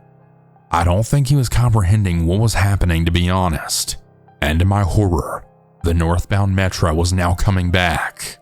Ray had started walking kinda fast this time, but he definitely wasn't faster than the Metro. I had to run at the poor man again and then tackle him out of the way again. The police and Gina were now walking back up to us and had seen the entire thing. The train was so close that it sucked my hair back. Ray's black and red flannel shirt was sucked halfway off his body and his red shirt tore. His face was black and blue. Ray then looked up at me, then saying, "What the hell you doing, girl? I need a cigarette." I may have had 2 or 3 teardrops escape my eye as I just looked at him laughing. I told him that he was a nice guy and that he really needs to stay off the tracks, as I then helped him get his belongings that flew all over the place. I also got him his cigarettes and helped him light one. The police took our names and numbers. The second cop looked at us and he said we were good to go, and he specifically looked at me and told me not to play a hero next time. I just looked at him and smiled and went on my way. I touched Ray's hand and then said, "Yeah, I'm sorry we met like this, but please take care of yourself." We then walked down off the tracks. Gina looked like she was going to bawl at this point. I hugged her, letting her know she was safe now and okay, and that I was sorry I scared her. This really could have ended so badly for both of us, and I'm extremely grateful that it didn't. I still to this day don't know what the hell Ray was trying to do on those tracks. whether he just didn't realize what was going on or if he was actually trying to commit suicide or something. Both me and Gina were pretty bruised up and sore, but we can heal from that. I don't know if Mr. Ray ever got the help he needed, but we did see him getting into the back of the police car. I probably won't come across this gentleman again, but I really do hope he gets the help he needs and stays safe. Remember, it only takes 5 seconds to be a decent person.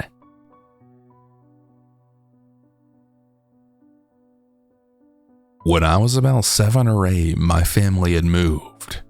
My parents had found this great rental property about 45 minutes to about an hour from my school at the time. The rental was in a quiet neighborhood in the woods with a lake, which was just a 2-minute walk away. It was the perfect house for my family of 5. But if only we knew the true horrors that would occur in such a small amount of time after moving in. I think one of the first red flags that went off for me was that the part that we rented out was the main floor of the house. The basement that connected to our main entrance stairs was locked from the inside, and it was off limits. The only way someone could open our basement door was by going through the garage, which was also locked, and our landlord didn't want us going through there either. I remember my parents talking about how that was really strange of our landlord to do, but we just kind of brushed it off.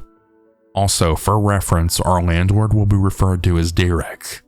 But other than the blocked off parts of the rental, everything else was pretty normal for about 2 months. Slowly over time, I could tell that my mom was becoming more anxious. She seemed to become more jumpy and more alert. I remember random conversations that my mom would whisper about to my dad. I don't really remember exactly what was said, but I do remember that it had something to do with my mom hearing weird things at night, almost like someone was walking around while everyone else was sleeping. After hearing that, I became a little paranoid, and I began to put things in front of my door at night so that I could hear if someone came in. My mom had mentioned this to Derek, and he had just brushed it off as my mom being paranoid because of our recent move. But I'm not sure that my mom was totally convinced. After my mom had talked to Derek, she had heard no more sounds at night for about a month. I remember the next time something scary happened like it was yesterday. My siblings and I shared a room, and we collectively put on our pajamas to get ready for bed. It was a Friday, so we had been a little up later than normal. I'd crawled into my bed, and I turned on my nightlight that sat on my bedside table. My sister and I had the same nightlight. It was a little ladybug nightlight that sat on a charger, which looked like a leaf. This will be an important detail here in a minute. I was almost completely asleep when I shot up in my bed. When I turned to put on my glasses, I had realized my siblings were awoken too. We had heard my mother scream, and there was the sound of commotion coming from the end of the hallway that connects to the bedrooms to the living rooms. I then ran to the door and slowly opened it. I looked in the direction of all the noise, and I saw my mom running down the stairs towards our main entrance yelling to someone. My siblings and I ran to her side to see who it was. My father was running down the driveway like a madman. He stopped at the end of our driveway and then ran back to us, asking for a flashlight. My sister ran to our room grabbing our ladybug nightlight, which was also a flashlight. My dad then took it from her and then ran back down the driveway and now even farther into the darkness. We had sat on our porch stairs for about 2 minutes until we then saw my dad walking back to our house. In those 2 minutes, my mom had told us that her and my dad were talking in their room when they had heard noises that sounded like someone was walking through the house. My dad had quietly gotten up, turned off their bedroom light, and then walked out trying to finally see what was making those weird noises. Well, apparently my dad had found our landlord Derek creeping back down the stairs that connected to the now open basement door. My dad had then yelled at Derek, which startled him, making him yell as well, as he then ran down towards the basement, to which my father chased after him. My mom then heard all of the commotion and then ran out of the room, and then saw through our window that my dad was chasing Derek, which caused her to yell. The police showed up 30 minutes later. We had all went back inside the house while my dad had stayed outside to explain everything that happened. My landlord had called them and he said that my dad was chasing him with a gun. The police saw right through his bullshit and they basically left Derek with a warning and they told him to leave our place. We had then watched Derek drive away and the police right after him. The rest of the night we were pretty shaken up, but we all fell asleep. You really think that we would have left after all that happened, but we didn't. About a month later, everything went back to normal. I remember my siblings and I all getting ready for the bus to get us and take us to school, but I wasn't feeling so good. So I had waved my siblings goodbye while sitting on the stairs to the main entrance. I began sitting there every day for about a week after the last incident, which now looking back on it was really weird because of what had happened. Every day I was getting worse and I felt so weak. I had missed about 3 or 4 days of school at this point. My siblings were just about to arrive home from school when my mom pointed out that the house had started to smell like propane. Quickly over the next hour, that strange propane smell became worse and worse. My dad hadn't been home all day, so my mom had tried calling him to let him know about the propane smell and to ask him if he had smelled it too before he had left that morning, but he didn't answer. What happened next was a blur, but the next thing I remember was sitting out in the car in the driveway. There were firemen and fire trucks lining most of the street. Basically what happened was that my mom had continued to look for the source of the propane smell, and she had begun to realize that it was coming from our basement. She called the fire department because she couldn't get in because of the lock Derek still kept on it. Well, the firemen had found a way to get through the garage once they arrived, and they told my mom that it was apparent that someone had leaked the propane purposefully. Derek had been arrested once they had found him at his house in the town over. We very obviously eventually moved from that place, and somehow my mom had managed to get in contact with Derek's ex-wife. Apparently he had a history of severe mental illness, which had led to her getting a restraining order against Derek for her and their children. There were many other weird things that we had also learned about Derek after moving out of that rental. I now take this as a life lesson to always do some sort of background check on any stranger in your life, especially your landlords. Be safe, everyone. You never know what can happen in a place you call home.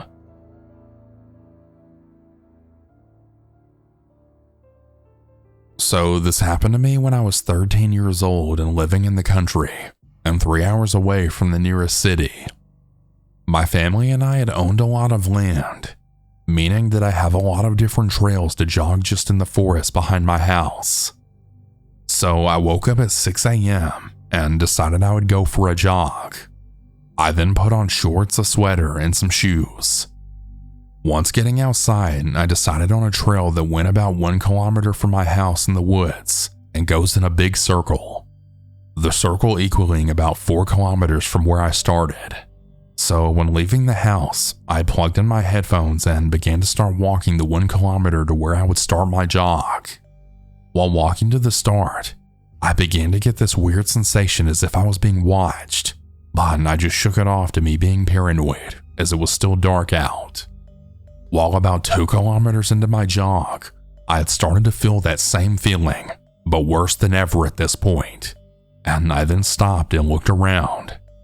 While looking behind me, my heart dropped, and I saw someone about 30 feet behind me.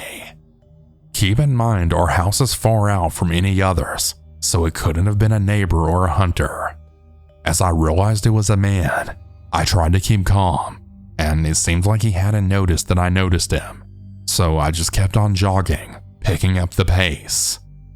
I couldn't have just turned back because I was kind of far, and I would have to risk him getting to me as he was close to the trail.